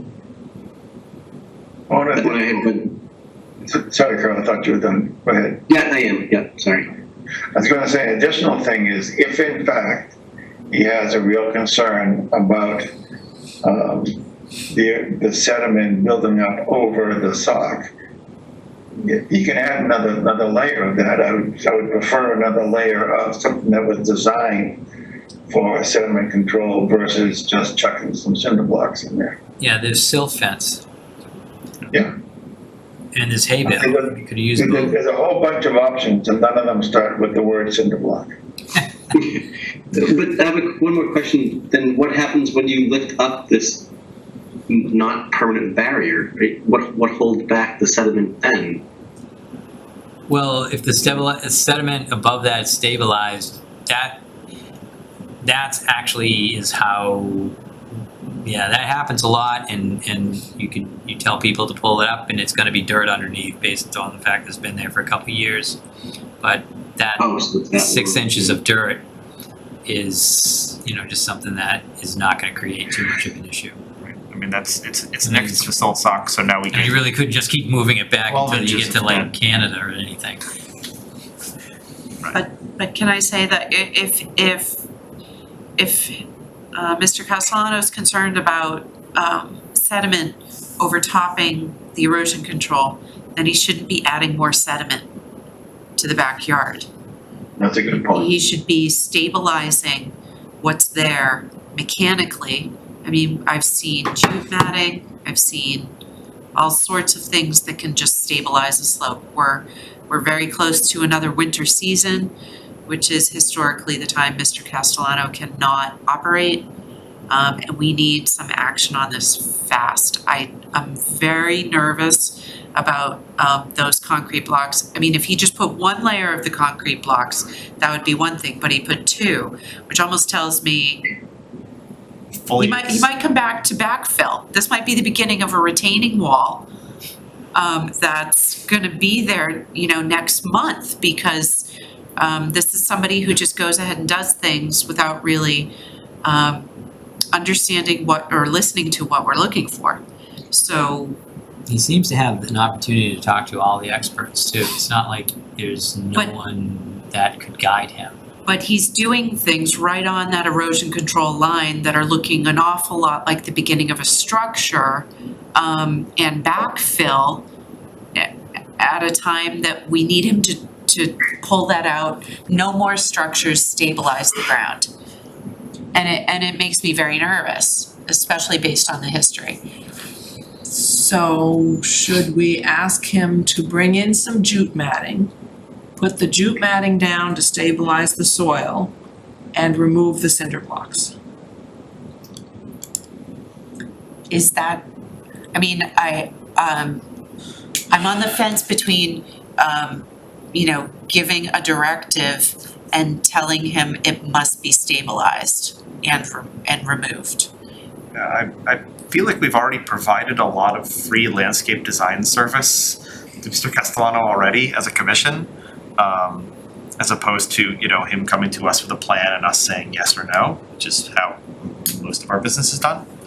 So I'm inclined not to micromanage this. But then, yeah, I understand the reason why we keep going into micromanaging this, because if we don't, what happens is usually harmful to the resource area. But I think our attempts to communicate with Mr. Castellano are, and our goodwill in cooperating and collaborating with him are not met in kind. This is not in kind. This is not in kind. This is, I'm going to do this. I hope you're okay with it. Well, in fact, I have done this. I hope you're okay.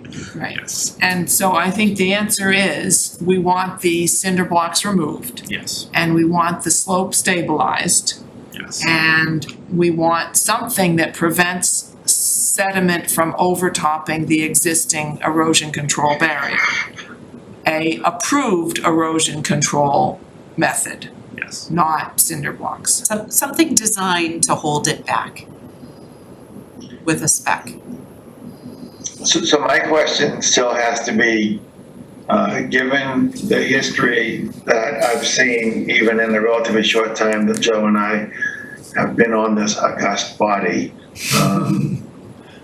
do you think that that's going to work? Do you think that essentially saying, no, we don't like that, try again, is going to work? Is there something more definitive that we should do, something educating him that we could do, should do? Because in the end, we want to protect the wetlands. And so sitting there and kind of equivocating about how definitive to be or not, in the meantime, this sediment is sliding towards the wetlands. So, I mean, I don't have an answer to it. It really is a rhetorical question, but what can we do that is more likely to get the right action sooner? Well, he offered to put in sod. Would that solve the problem? Carl, maybe you could weigh in on that. If we had him remove the cinder blocks now and lay some rolls of sod out in the backyard, would that keep the sediment from overtopping the barriers? I mean, it would. I mean, we would typically use for stabilization like a native sod mix, like blueberry and winterberry or something that would actually root and not just be the shallow. Lawn is just shallow and won't, that's what I'm saying, like lawn or sod, like lawn won't really do much. And I don't understand, unless the cinder blocks are there for 2 years to create this wall, I don't understand how you just take the silt sock away or the wall, then you have a 6 or 8 inch or 10 inch ledge that's just going to run out continually. I mean, one thing looking, I haven't been there in a few months, but I've been there many times. I mean, just looking at it now, if he's worried about the erosion, the one thing he could have done was have like a 6 inch step or 7 inch step out of the house to lower the entire landing, which would bring him closer to grade, right? Like, it's so steep there that maybe that's one option, just lower the landing or something. So yeah, would sod help for right now to make us all happy? Maybe, but it's still not. I'm with like Brian saying it's not really a long-term solution to me. I mean, it's a cave back there. It's really dark. I'm not the plant guy or even like the runner-up to the plant guy, but I would assume the biggest problem here is getting something that has both the desired erosion control properties and the is happy growing, that will thrive in such a shady environment. So, and there definitely is, and that's why I was thinking too, like we were talking about the top dressing, and what is that going to be?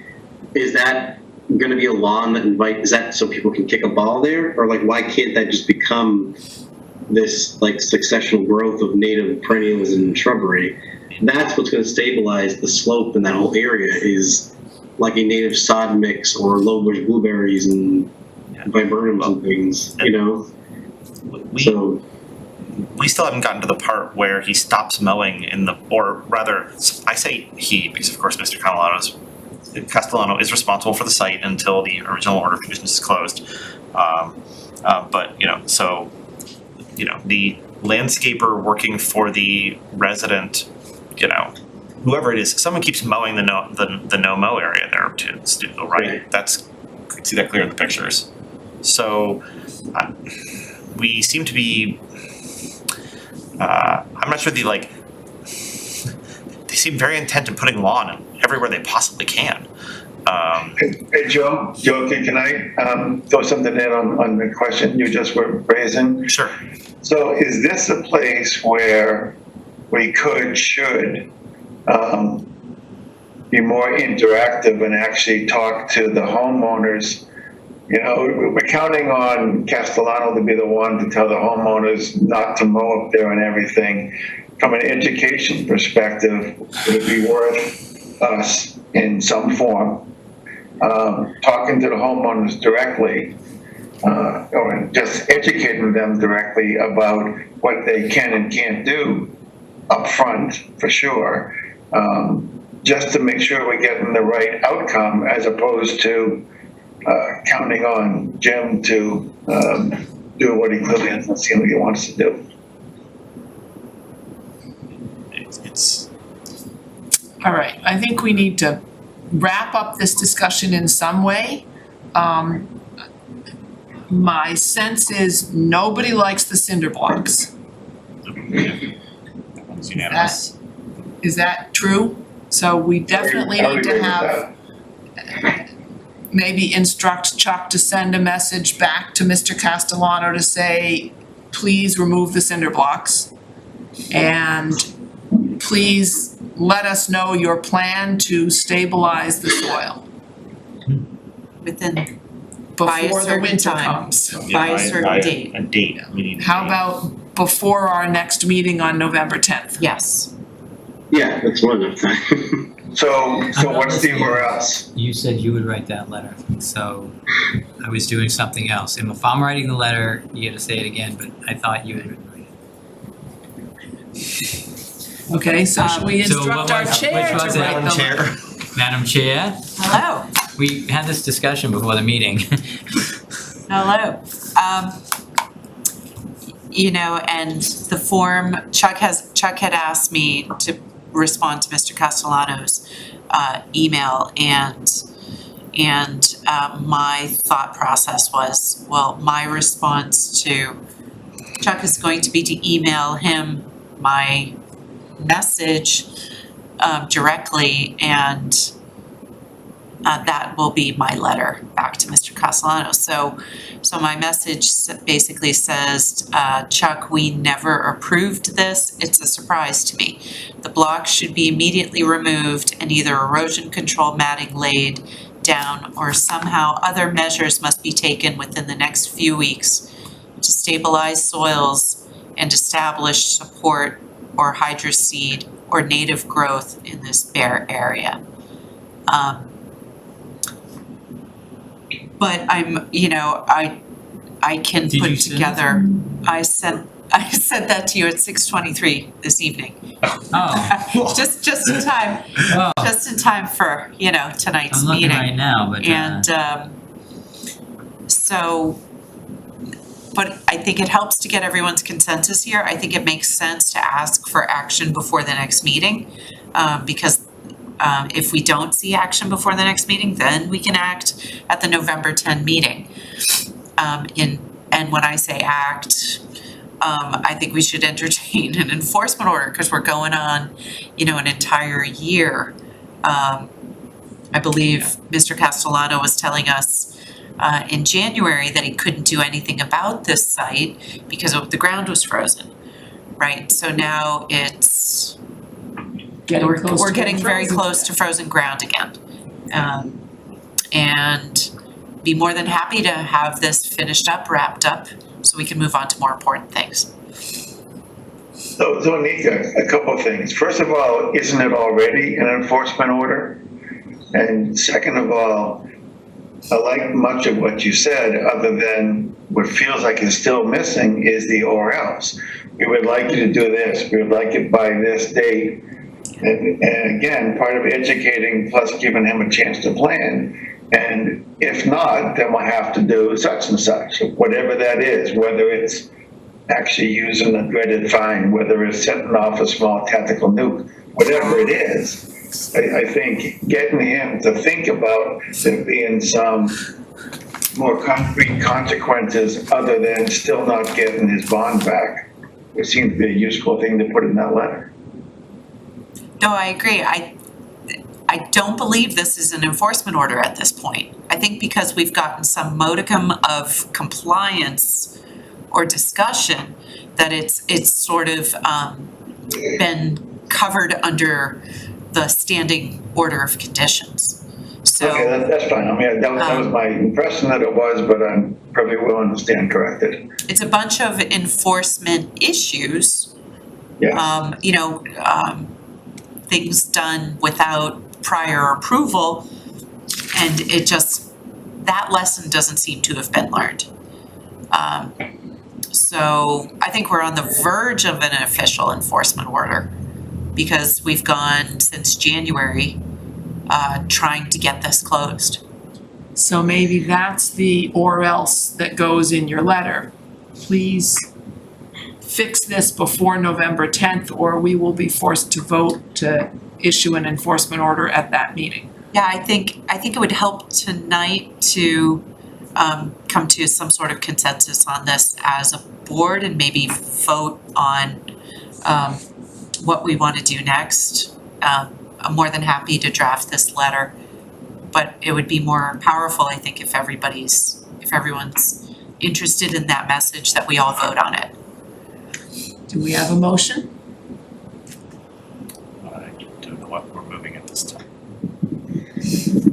A motion to instruct Anika Scanlon to write a letter instructing Mr. Castellano to remove the cinder blocks, lay down some, Stabilize the soil. stabilize the soil, there we go, and show us that it has happened before the November 10th meeting. Because at that meeting, if we do not have proof that it has happened, we will be voting for an enforcement order to be issued. We were voting on an enforcement order. We presumably will be voting for it, but Okay. we can't tell. We will discuss on- issuing an enforcement order. Yes. Okay. How about that? All right, so moved. Seconded, loudly. Okay, and voting, Brian, In favor, Brian Bowe. John Sullivan in favor. Carl Ciccone, in favor. Joe Carnahan in favor. Anika Scanlon in favor. Martha Moore in favor. Okay, does that cover old and new business? Is there anything else under old and new business anybody sees that we've missed? There's something in there about the forest cutting, isn't there? Or was that just in Chuck's Forest email? cutting plan, Yeah. That might have been just in my notes and letting you know that that's going to be at our next meeting. Okay. And I sent out the forest cutting plan. Maybe I didn't. I didn't But that's see gonna any be part of emails about it. the distribution for the next meeting. And you'll get the summary at that point, but the red pines are dying. Yeah, forest meaning the town forest and the